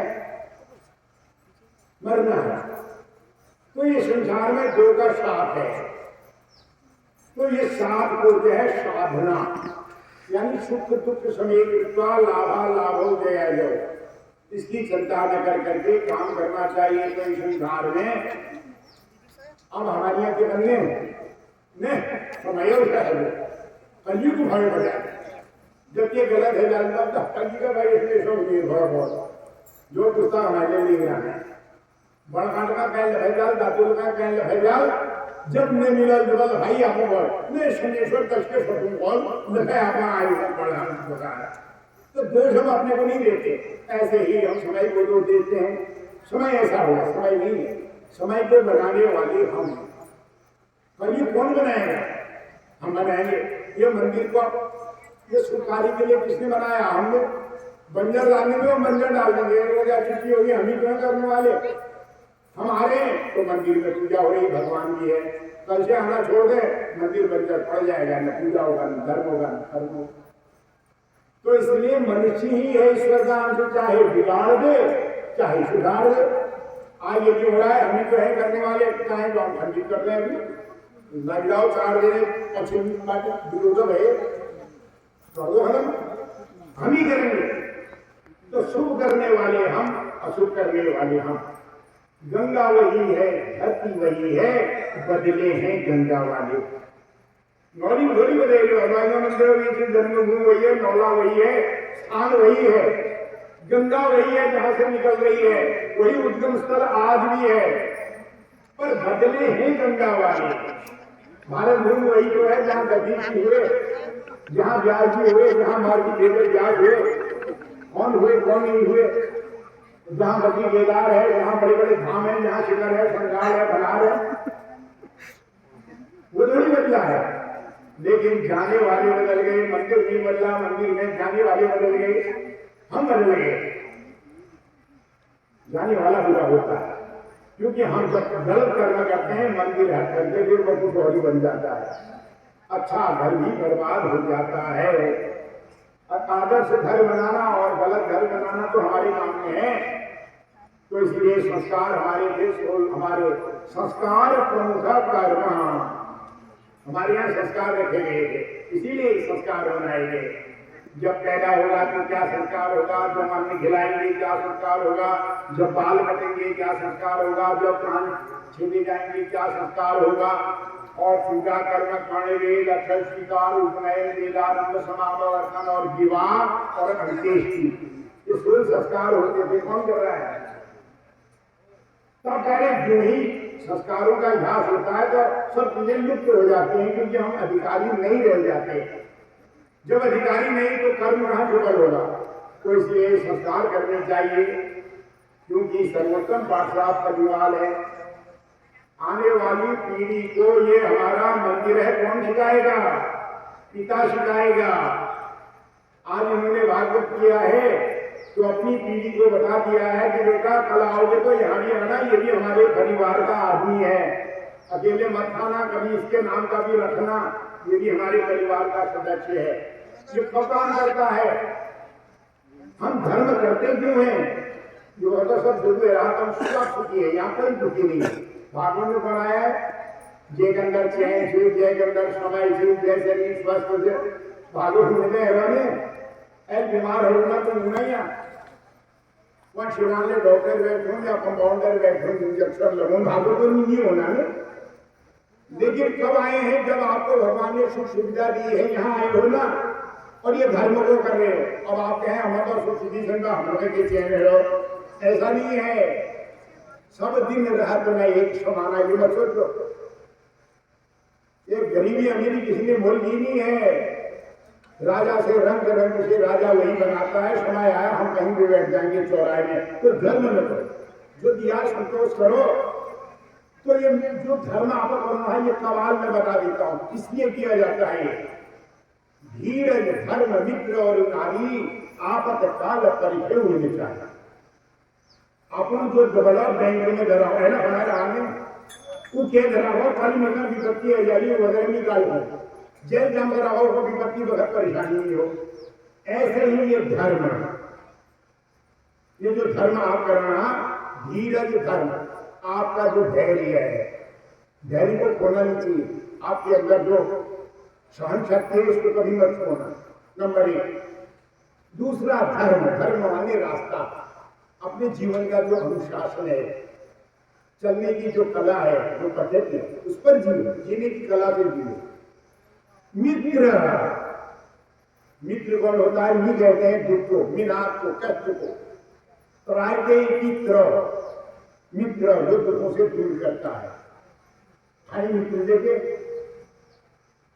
तो सच्चा मित्र भगवान है। भगवान से प्रेम करो। सुदामा ने किससे प्रेम किया? कृष्ण से।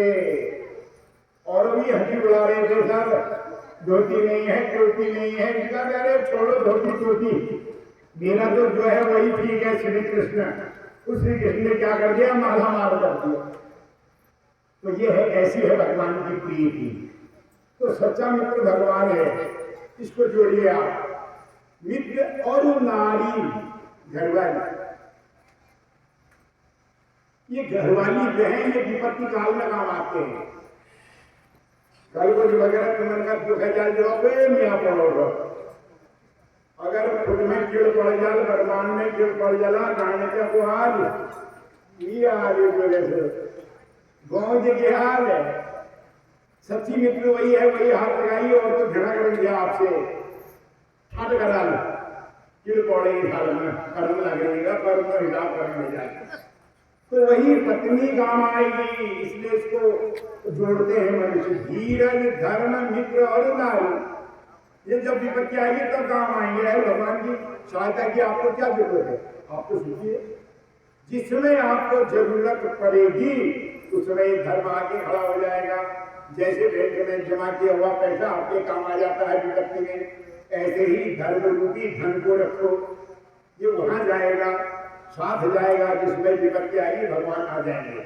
देश विदेश प्रदेश आप जहां भी हैं, यहाँ चलाया हुआ दिया समय आपके काम आएगा। तो एक जड़ो मारा, क्योंकि पता नहीं कब विपत्ति है, जो पहली भांग विपत्ति की आप विपत्ति है। तो ये सुखदेव नैशल, धीरज, धर्म और मित्र, यह जोड़ जाएंगे। और मित्र जोड़ जाएंगे। सच्चा मित्र कौन है? भगवान। ये भगवान का नछाड़िया। यह मंदिर में एजाज भर जब तक आओ, हाथ जोड़ के हो भगवान मैं कुछ नहीं हूँ। जहां हो देश विदेश प्रदेश, बस इसका नाम जपते रहो। और जिसमें विपत्ति आएगी तत्काल खड़ा हो जाएगा।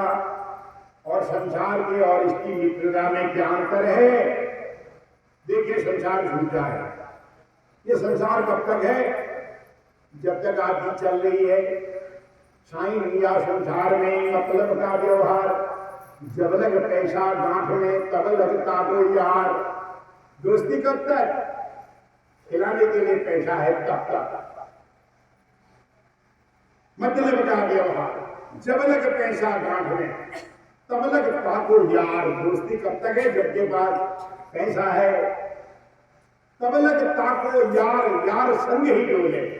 जब तक आप घर में कुर्सी लगा दे रहे हैं, 2 प्लेट लगा दे रहे हैं, एक में मीठा है, एक में नमकीन है, एक में चाय का गिलास है, और वे गिलास तो नहीं भूले तो मतलब ठंडा गरम कोई विशेष ऐसा स्वागत जब तक आप कर रहे हैं संसार में, तब लगता तो यार जैसी यारी कहते हो तुम। यार संग संग ही डोले, बिल्कुल साथ नहीं छोड़ता। पैसा रहे पास में यार मुंह से नहीं डोले। आई विपत्ति किसके? मतलब यार किसके? मतलब निकला किसके? बस संसार तो इतना ही है, मतलब निकला वो आपको छोड़ देगा। संसारी मतलब क्या है? इसलिए कह रहे हैं सच्चे मित्र को पकड़ो, वो भगवान है। भगवान क्या करता है? देखिए, आप इतनी सुखी यहाँ बैठे, उसको चिंता नहीं है, नहीं देख रहा हो। क्यों? उसको मालूम है मुझे नहीं सुना। इसमें भगवान आपको नहीं देखेगा, लेकिन ये जला हुआ दिया उस समय काम आ जाएगा। जिस समय आपको विपत्ति आएगी, देश विदेश प्रदेश, तो पकड़ लेगा। भगवान सुख में नहीं देखता है, वो देखता मेरा परिवार सुखी है। क्योंकि जगत पिता है वो। जैसे माँ बाप, जब तक माँ बाप बच्चे प्रेम से खा रहे हैं, वो जो पीठ पर रखा तो खाने रहे हैं। और जिस समय विपत्ति आई नहीं, माँ बाप ही पहले आएंगे। यार आ गई बेटे को कमी बना दो, कपड़े बना दो, इसलिए राशन आया ना विपत्ति में, वही बाप काम आता है। वही जैसे जगत पिता देख रहा है, इतने लोग यहाँ प्रसादी खा रहे हैं, सब मगन कोई समय नहीं देखेगा। लेकिन उसकी कथा सुन रहे हैं, उसका दिया जला रहे हैं, जब जिस समय कहीं देश विदेश प्रदेश में जिसमें भी गति में आएंगे आप, हट आ जाएगा, पकड़ लेगा, आपका काम बना देगा। इसलिए सच्चा मित्र कौन है? भगवान। भगवान का भजन करो जैन भाई। तो आप सुनते हैं भागवत। ये भागवत राजा परीक्षित ने सुना। राजा परीक्षित मैंने बताया था कभी को मारने के लिए गए। राजा परीक्षित अभिमन्यु के बेटे थे। अभिमन्यु अर्जुन का बेटा था और ये पांडवों के नाती थे। राजा परीक्षित जब पांडव चले गए तो इनको गद्दी में बैठा गए। उस समय कलयुग आ रहा था और मैं बता रहा हूं दुख सुख सदा। देखिए भगवान ने अवतार लिए ना, सतयुग में भी लिया, त्रेता में भी लिया, द्वापर में लिया। अगर उन जगहों पर पाप नहीं था तो भगवान को आने की क्या जरूरत पड़ी? त्रेता में राम बन करके आए, रावण को बांधा। द्वापर में दंतवक्र शिशुपाल को मारा। क्या कहते हैं सत्य में हिरण्यकश्यप हिरण्याक्ष क्यों मारा? क्योंकि जहां खेती होती है वहां घास आती है, जहां घास आती है वहां फुलका चलता है, वहां कठोर उसको घोड़े को निकालना पड़ता है। ये तो नियम है। जहां खेल होंगे आंकड़े नहीं होंगे, धर्म बराबर रहा है। तो राजा परीक्षित जो है उसने कहा था ऐसे ऐसे जगह तेरा वास रहेगा। उसको दे दिया कलयुग को और कलयुग को छोड़ दिया। लेकिन कलयुग ने पहले राजा परीक्षित को पकड़ा। अब क्यों पकड़ा इसको सुनिए। क्योंकि इसने वचन दिया था जहां अन्याय का पैसा होगा मेरा वास वहां रहेगा। तब आप पूछेंगे राजा परीक्षित ने क्या अन्याय किया था? क्योंकि राजा परीक्षित के घर में अन्याय का पैसा था। अरे पांडवों ने अन्याय का पैसा कहां से कमाया? ये प्रश्न उठेगा। उस समय जरासंध बड़ा दुष्ट राजा था। उस जरासंध का वध किया था पांडवों ने और उस जरासंध का जो मुकुट था सोने का उसको जीत करके पांडव लाए थे, अपने घर में रखा। वो मुकुट किसका था? अन्यायी राजा का था। उसको पहन करके राजा परीक्षित, उनको पता नहीं था कि मेरे सिर में ये अन्यायी राजा का मुकुट है। उस सोने अन्याय का सोना कहा था ना, उसमें वहां तेरा वास रहेगा। कलयुग ने जान लिया कि राजा परीक्षित के सिर में बैठने का मौका आ गया है, क्योंकि इसके सिर में मेरे वचन के अनुसार अन्याय का सोना है। तो कलयुग किसके सिर में बैठ गया? राजा परीक्षित के सिर में बैठ गया। यथा राजा तथा प्रजा ये होता है महाराज। समय पहले राजा को घेरता है तब राजा ऐसे कानून बनाता है कि प्रजा परेशान हो जाती है। अब कलयुग उनका बैठ गया। शिकार करने के लिए गए थे जंगल में, तो उनको पानी प्यास लगी। तो वहां एक समीप ऋषि का आश्रम था जंगल में। समीप ऋषि ध्यानावस्थित भक्तदेव मनसा पश्यन्ति योगिना, ध्यान प्राणायाम चलाया हुआ था। प्राणायाम ये कहते हैं यामा नियम आसना प्राणायाम प्रत्याहार धारणा ध्यान और समाधि अष्टांग योग उच्यते। यहाँ पे आपको प्राणायाम का खींचिए, अपने प्राणों को नीचे से खींच करके यहाँ चलाने को प्राणायाम कहते हैं। भाई यहाँ जहाँ प्राण खींचेगा भाई शरीर क्या हो जाता है? निर्जीव। ध्यान लगाते हैं। ध्यायम योगिनः, भगवान के ध्यान में बैठे थे। राजा परीक्षित पहुंच गए समीप ऋषि के आश्रम में। बोले महाराज पानी पिला दो, महाराज पानी पिला दो, प्यास लगी है। अब ऋषि तो ध्यानावस्थित पद करते ही मन का, वो तो ध्यान में लगी हुई थी। कहाँ सुनते हो? प्राणायाम चलाया हुआ था, इस संसार में तो थे ही नहीं सुना उनको।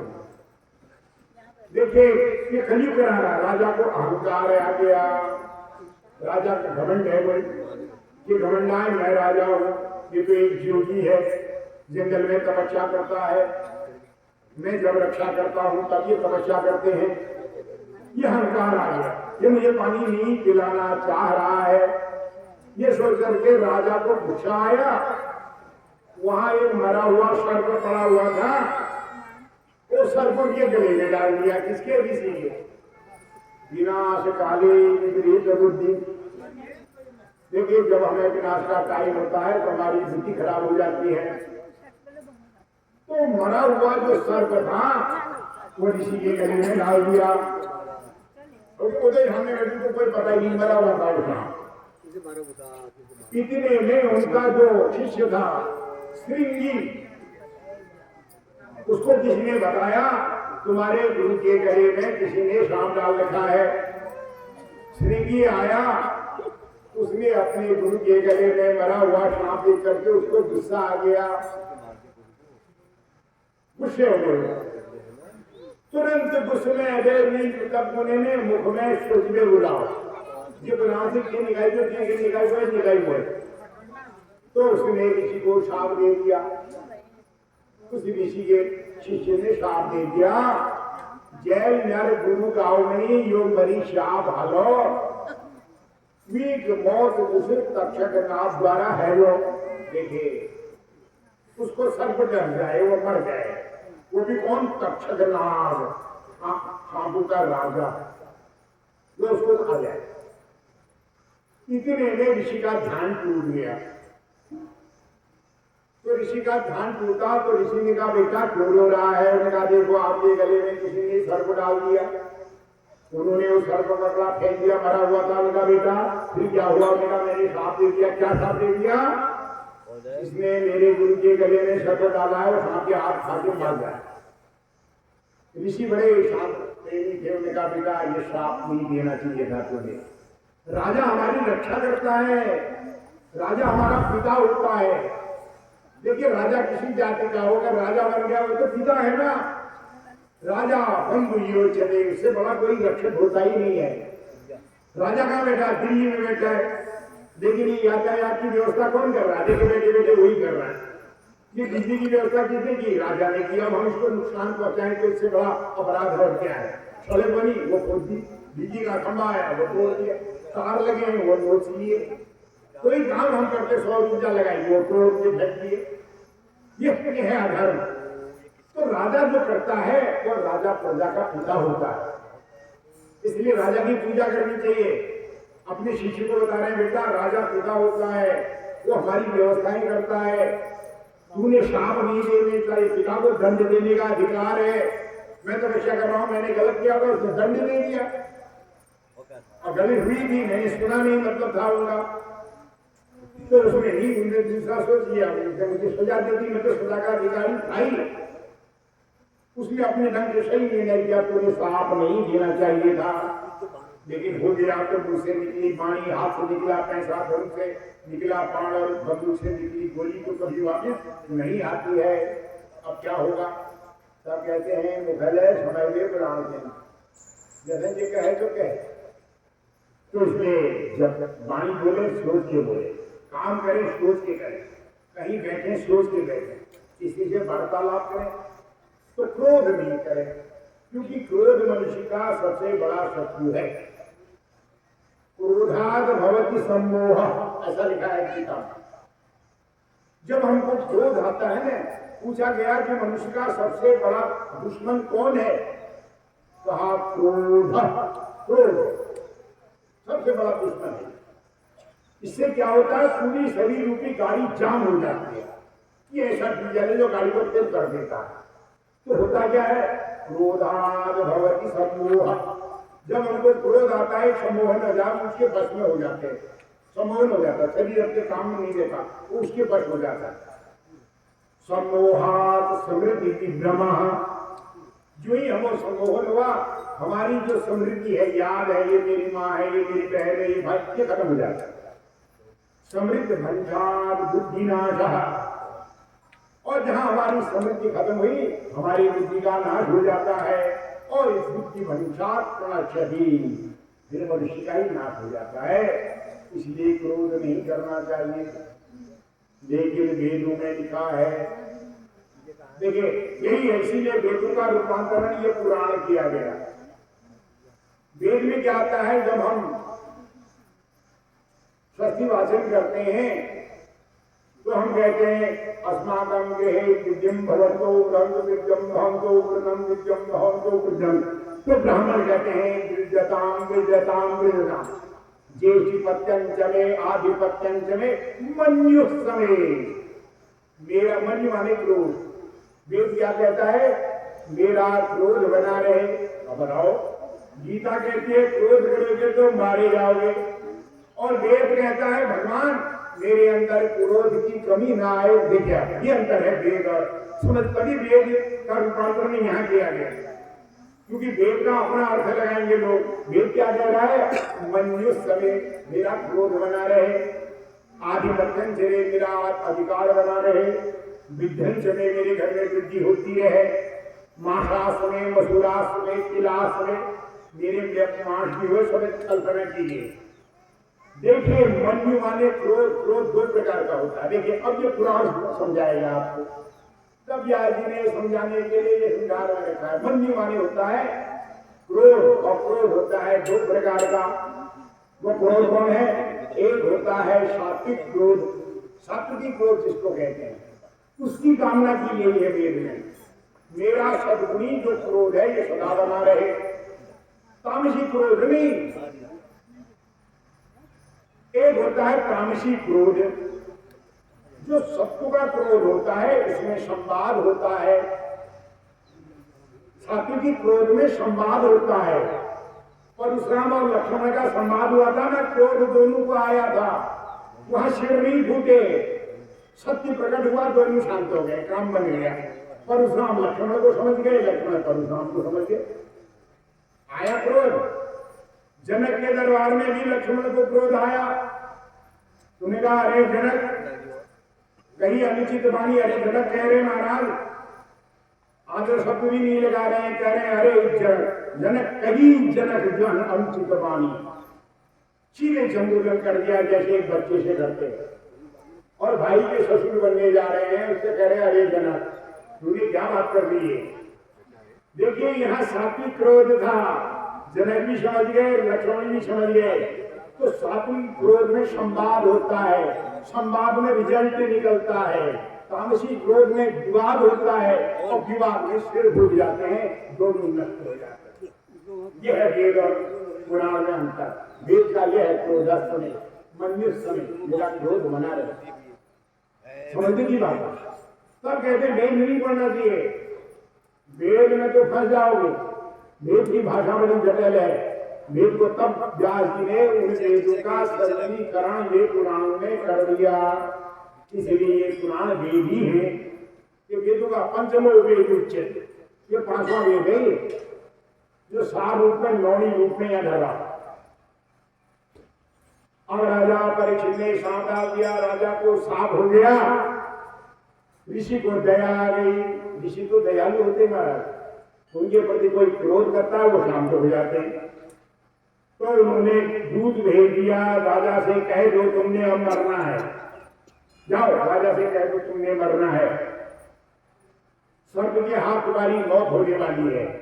क्योंकि हमारे शास्त्रों में लिखा है जो सर्प के हाथ मर जाता है आकस्मिक, जो पहाड़ से गिर के मर जाता है, जो अग्नि में जल के मर जाता है, और जो है युद्ध करते करते आपस में जो मर जाता है, जल में बह के जो मर जाता है, ऐसे मनुष्य की दुर्गति हो जाती है। वो तरते नहीं, वो भूत योनि में आ जाते हैं, उनका कारण नहीं होता, ऐसा लिखा। तो फिर उसके उपाय करने पड़ते हैं, जो बता रखे हैं उसमें। तो इसलिए उनने जवाब दे दिया कि राजा अब तुमने मरना है, कोई सत्कर्म करना है तो कर लो। गया दूत, तो कहना महाराज कहां से आए हो? बोले फलाने ऋषि के आश्रम से आए। हाँ बोलिए क्या संदेश है? बोले महाराज आपको साफ हो चुका है, आपने मरना है सांप के हाथ। बोले बहुत अच्छा है, ऋषि का वरदान है, ऋषि का आशीर्वाद है, साफ नहीं है ये आशीर्वाद है। मैंने गलती की है, मुझे सजा मिल गई, मरना मरना ही है, आज न मरू तो कल मर, 40 साल की बात तो मरना ही है। एक दिन जाते सी ध्रुव जन्म निकल सोचा, जो पैदा होगा वो मरेगा, जो मरेगा वो अपने कर्मों से फिर पैदा होगा, चाहे कहीं हो, कुत्ता बने, बिल्ली बने, भैंस बने, बुझी बने, मैं इसे बोल दो, क्योंकि फिर स्वर्ग की प्राप्ति होगी। ऐसा ही है, स्वर्ग मनुष्य सुखी जीवन लेके आएगा।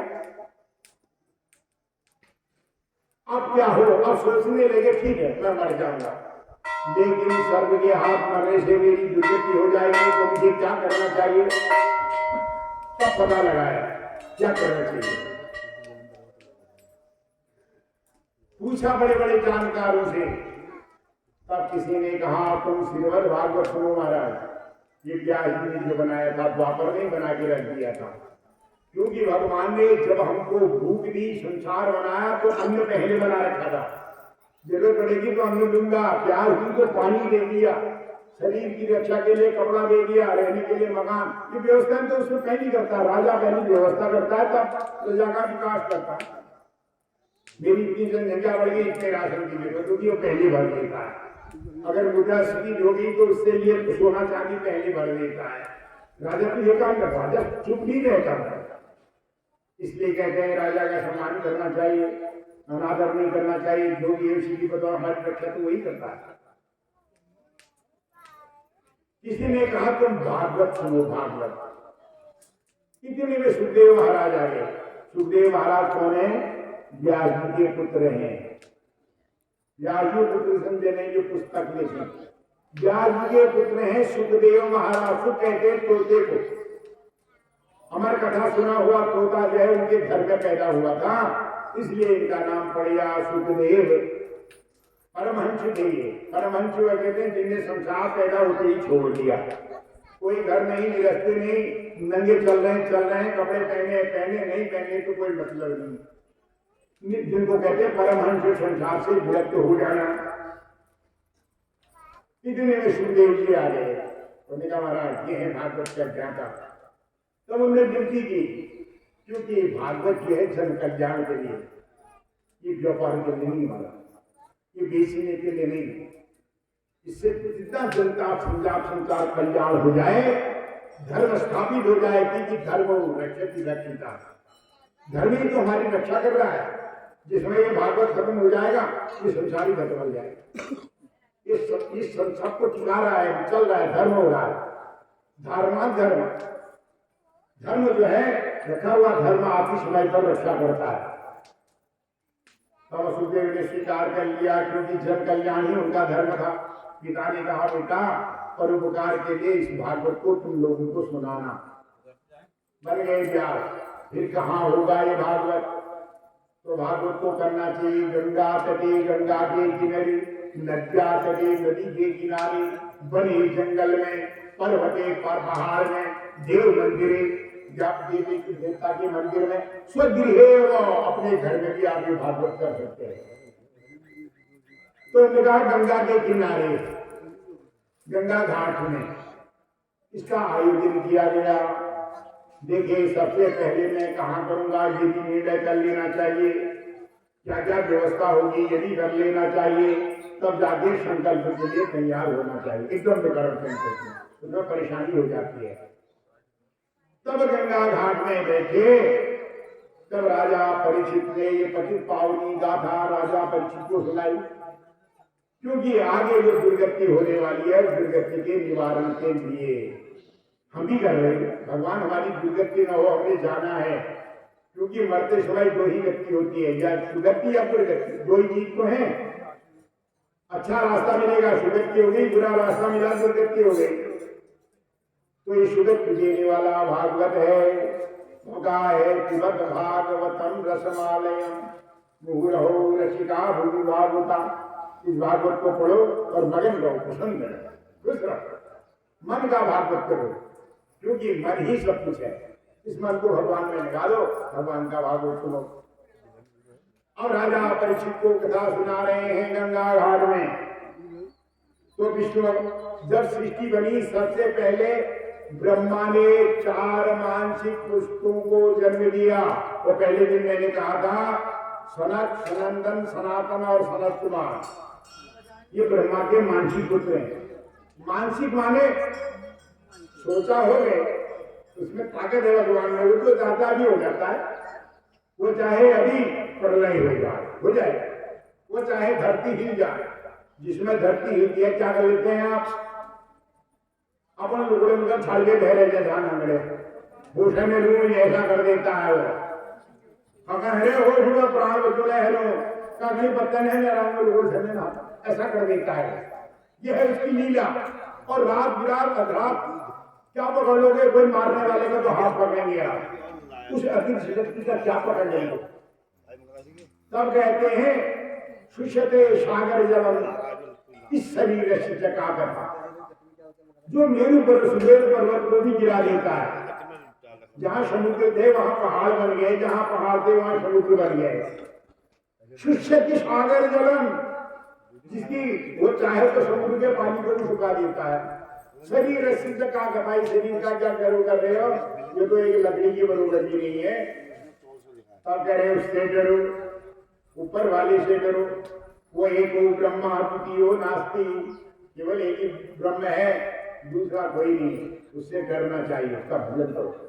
वो ब्रह्म जो है इस पुराणों में बैठा है, तब पुराण का श्रवण करो। वो जो सनक सनंदन सनातन सन, ये कैसे है? पंचहायम संयुक्ता पूर्वेशाम पूर्वजा, आज भी है वो, है कैसे? पंचहायम संयुक्ता, केवल 5 वर्ष की उनकी उम्र है, और पूर्वेशाम पूर्वजा, पूर्वजों के भी पूर्वज है। सृष्टि में पहले तो वही पैदा हुए। अब बताइए, 28 सतयुग चले गए, 28 त्रेता चले गए, 28 द्वापर चले गए, अष्टाविंशत में कलयुग, 18वां 28वां कलयुग चल रहा है। जिस समय 71वां कलयुग आएगा सतयुग के बाद, उस समय धरती लय हो जाएगी। ऐसे ही होता है, ये खत्म हो जाएगी, फिर नई सृष्टि होगी। 71 बार जिस समय कलयुग आ जाएगा, अब 29वां सतयुग आएगा, फिर 30वां सतयुग आएगा, वैसे ही कलयुग आएगा। जिस समय 71वां सतयुग आएगा, 71 त्रेता आएंगे, 72 द्वापर, और 71वां कलयुग होगा, चतुर्युगी पूरा होगा। ये धरती लय हुई, ये धरती लय हो जाएगी, जल सब पानी पानी हो जाएगा, क्योंकि ये सृष्टि जल से पैदा हुई है। इसीलिए कहते हैं नारायण, नार धन आय, नार माने जल, आय माने पैदा होने वाले। कौन? विष्णु भगवान क्षीर सागर में चले जाएंगे और धरती समाप्त हो जाएगी, फिर नई सृष्टि का प्रादुर्भाव होगा, फिर नई सृष्टि बनेगी, फिर एक लीलाएं चलेंगी, फिर सतयुग का द्वापर 4 पहाड़ चलेंगे। हमारे जीवन में से पहला पहाड़ सतयुग है, दूसरा त्रेता है, तीसरा द्वापर है, चौथा कलयुग है। लेकिन ब्रह्मा के इतने समय में एक पहाड़ चलता है। देखिए बताइए, एक दिन पूरा होगा ब्रह्मा का समय, उनकी के बाद रात हो जाएगी, रात माने सृष्टि लय हो जाएगी। तो ये जो भगवान पुत्र सनक सनंदन और सनत कुमार एक बार ये घूमने के लिए कहाँ गए? वैकुंठ में गए, विष्णु भगवान से मिलने के लिए गए। तो विष्णु भगवान के दरवाजे पर 2 चौकीदार रहते हैं, उनका नाम है जय और विजय। ये उनके द्वारपाल हैं विष्णु भगवान के, और इनके वाहन हैं विनता के पुत्र गरुड़। गरुड़ और वरुण 2 विनता के पुत्र हैं। जो वरुण है वो सूर्य भगवान के सारथी है, उनका रथ चलाते हैं। जो भगवान का वाहन है वो है गरुड़, ये विष्णु भगवान के वाहन है। तो ये विष्णु भगवान का दर्शन करने गए, छोटे थे, 5 वर्ष के बालक थे, 1000 वर्ष की उम्र थी, उनके तेज को तो कोई जानता नहीं था। तो भीतर जाने लगे तो ये 2 चौकीदार थे बाहर खड़े, इन्होंने पकड़ दिया, अरे छोकरो कहाँ जाते हो? ये कोई खेलने का फील्ड है, कहाँ जा रहे हो? बदतमीज कह के, किसके बेटे हो, कहाँ जा रहे हो? अपमान हो गया इनका। उनको क्या पता था, ये तो भगवान के मानसिक पुत्र हैं, ये तो हजारों वर्ष के हैं, ये पता नहीं था, तपस्या का तेज था। उस समय ये संगाती ऋषि को गुस्सा आ गया। देखो गुस्से में ऐसे ही होता है, क्रोध आ गया, अपने अपमान को सहन नहीं कर पाए, तो उन्होंने इनको शाप दे दिया। अरे दुष्टो, हम अपने पिता का दर्शन करने जा रहे हैं, हम उनके बेटे हैं, लेकिन तुम हमें रोकने वाली चौकीदार, तुम कौन होते हो? 2 पैसे के, 2 टके के चौकीदार, तुमने हमें रोका। जाओ, 3 जन्म तक तुम्हें जो है राक्षस की जोड़ी में जन्म लेना पड़ेगा। जाओ, 3 जन्म तक तुम राक्षस में जन्म लेना। जाओ, मिल गया साहब, हो गया साहब, होते ही गिर पड़े धरती पर आके। यही जो है ये हर युग में परेशान करते रहे, ये चाहे राक्षस बन। तो दीदी वे दैंत के पैदा हुए, दानव पैदा हुए। तो कश्यप ऋषि की 2 घरवालियां थी, दीदी और अदिति। दीदी में राक्षस पैदा हुए, ये दीदी के ही पुत्र हैं, हिरण्यकश्यप और हिरण्याक्ष। सबसे पहले हिरण्यकशिपु और हिरण्याक्ष बन के ये पैदा हुए। और हिरण्याक्ष ने क्या किया, ये दो बहनों के बेटे थे महाराज, सौती दाह जिसको कहते हैं सौतेला दाह। एक ही पिता है, माताएं अलग अलग हैं, लेकिन सौतेला व्यवहार होने लग गया। राक्षस जो थे, राक्षस होता कौन है, राक्षस किसको कहते हैं, राक्षस की जाति कौन, राक्षसत्वं च कर्मणा ब्रह्मत्वं च कर्मणा। ब्राह्मण बनता है कर्म से, राक्षस बनता है कर्म से। क्षत्रियत्वं च कर्मणा, क्षत्रिय बनता है कर्म से। शूद्रत्वं च कर्मणा, शूद्र भी अपने कर्मों से बनता है। ये तो कर्म से होता है, जैसा कर्म करूंगा वो बन गए। बामना घर में पहले वे नहाना छोड़ दिया, बोलना छोड़ दिया, दूसरा कर दिया, तीसरा कर दिया, चोरी करने लग गया, कहाँ रहा ब्राह्मण, चोर बन गए। और यही होगा, एक चोर पर पकड़ा गया ब्राह्मण का और जेल में बन गए। और कहेगा ब्राह्मण पकड़ा गया, जो सत्कर्म कर रहा वो ब्राह्मण कहलाएगा, चोरी कर रहा है तो चोर कहलाएगा। जब ब्राह्मण का हो, क्षत्रिय का हो, कोई भी हो, तो कर्मों से चोर बनता है। बस नहाना छोड़ दिया, धर्म कर्म छोड़ दिया तो राक्षस बन गए। अच्छा खाना छोड़ दिया, अच्छा पहनना छोड़ दिया, अच्छा बोलना छोड़ दिया, रिश्ते छोड़ दिए, नाते छोड़ दिए, माताएं बहनें ये रिश्ते छोड़े, हो गया, हम राक्षस बन गए। अब अच्छा भक्ष दुनिया करने लगे। तो सांप से प्रेरित होकर के ये दो राक्षस बने, एक बना हिरण्यकशिपु और तो फाइनली दोस्तों, वेलकम टू न्यू ब्लॉग। तो आज का ब्लॉग थोड़ा सा सिंपल ही है, जैसा हमने कहा था कि आप लोगों को मैं पूरी कथा दिखाऊंगा। लेकिन मज़ा ये आ रही है इसमें कि जैसे आप नॉर्मल कथा देखते होगे तो उसमें लोग बीच बीच में गाने गाते हैं, मतलब भजन तो गाना नहीं सॉरी करते, भजन गाते रहते हैं। तो यहाँ पे तो अलग टाइप का है, यहाँ भजन नहीं। इस समय लगभग अप्रॉक्स सुबह 4:30 बजे से यहाँ पाठ होता है, और उसके बाद फिर 12:30-1 बजे से यहाँ पे चलती है। उसका एक्सप्लेन जब लोग आते हैं यहाँ पे तो फिर उसका पाठ का पूरा वैसे जानकारी दी जाती है। तो फिलहाल पहाड़ बहुत लंबे लंबे हैं, पीछे देख ही रहोगे। तो मेन सिर्फ इतना खाली फंडा है, सिंपल सा फंडा ये है कि कथा देखते रहिए, मिलते हैं वीडियो के साथ साथ। अगर आज कुछ चमत्कार हुआ आपको दिखाएंगे जरूर, वादा कर रहे हैं। फिर चमत्कार को नमस्कार है, क्योंकि कभी कभी यहाँ पे देवी का आगमन भी होता रहता है, तो वो भी आप देखिएगा। मिलते हैं वीडियो के साथ साथ।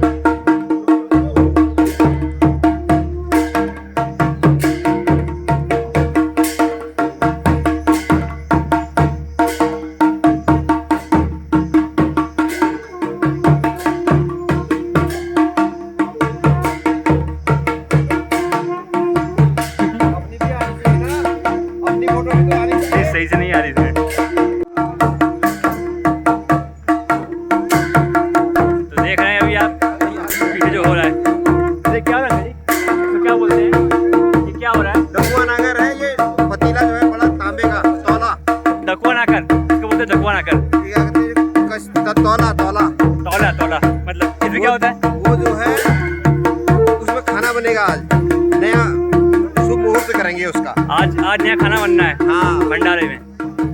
देखते रहिए, देखिए पीछे आ रहा है अब पहले जमाने में तो यही चलते थे, समझ रहे हैं आप लोग।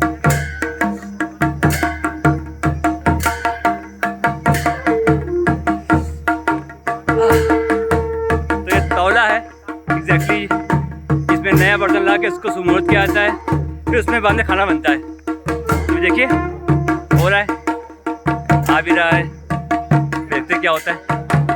आइए।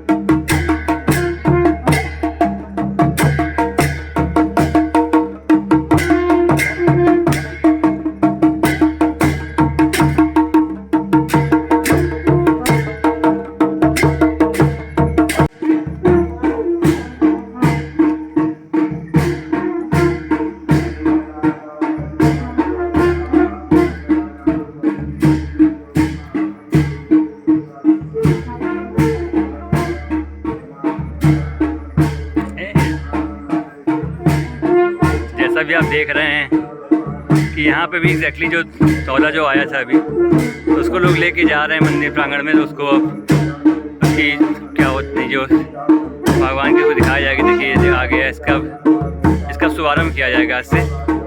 तो इसी पे अब आज भोजन बनेगा। तो देखिए हम लोग साथ चलते हैं इनके।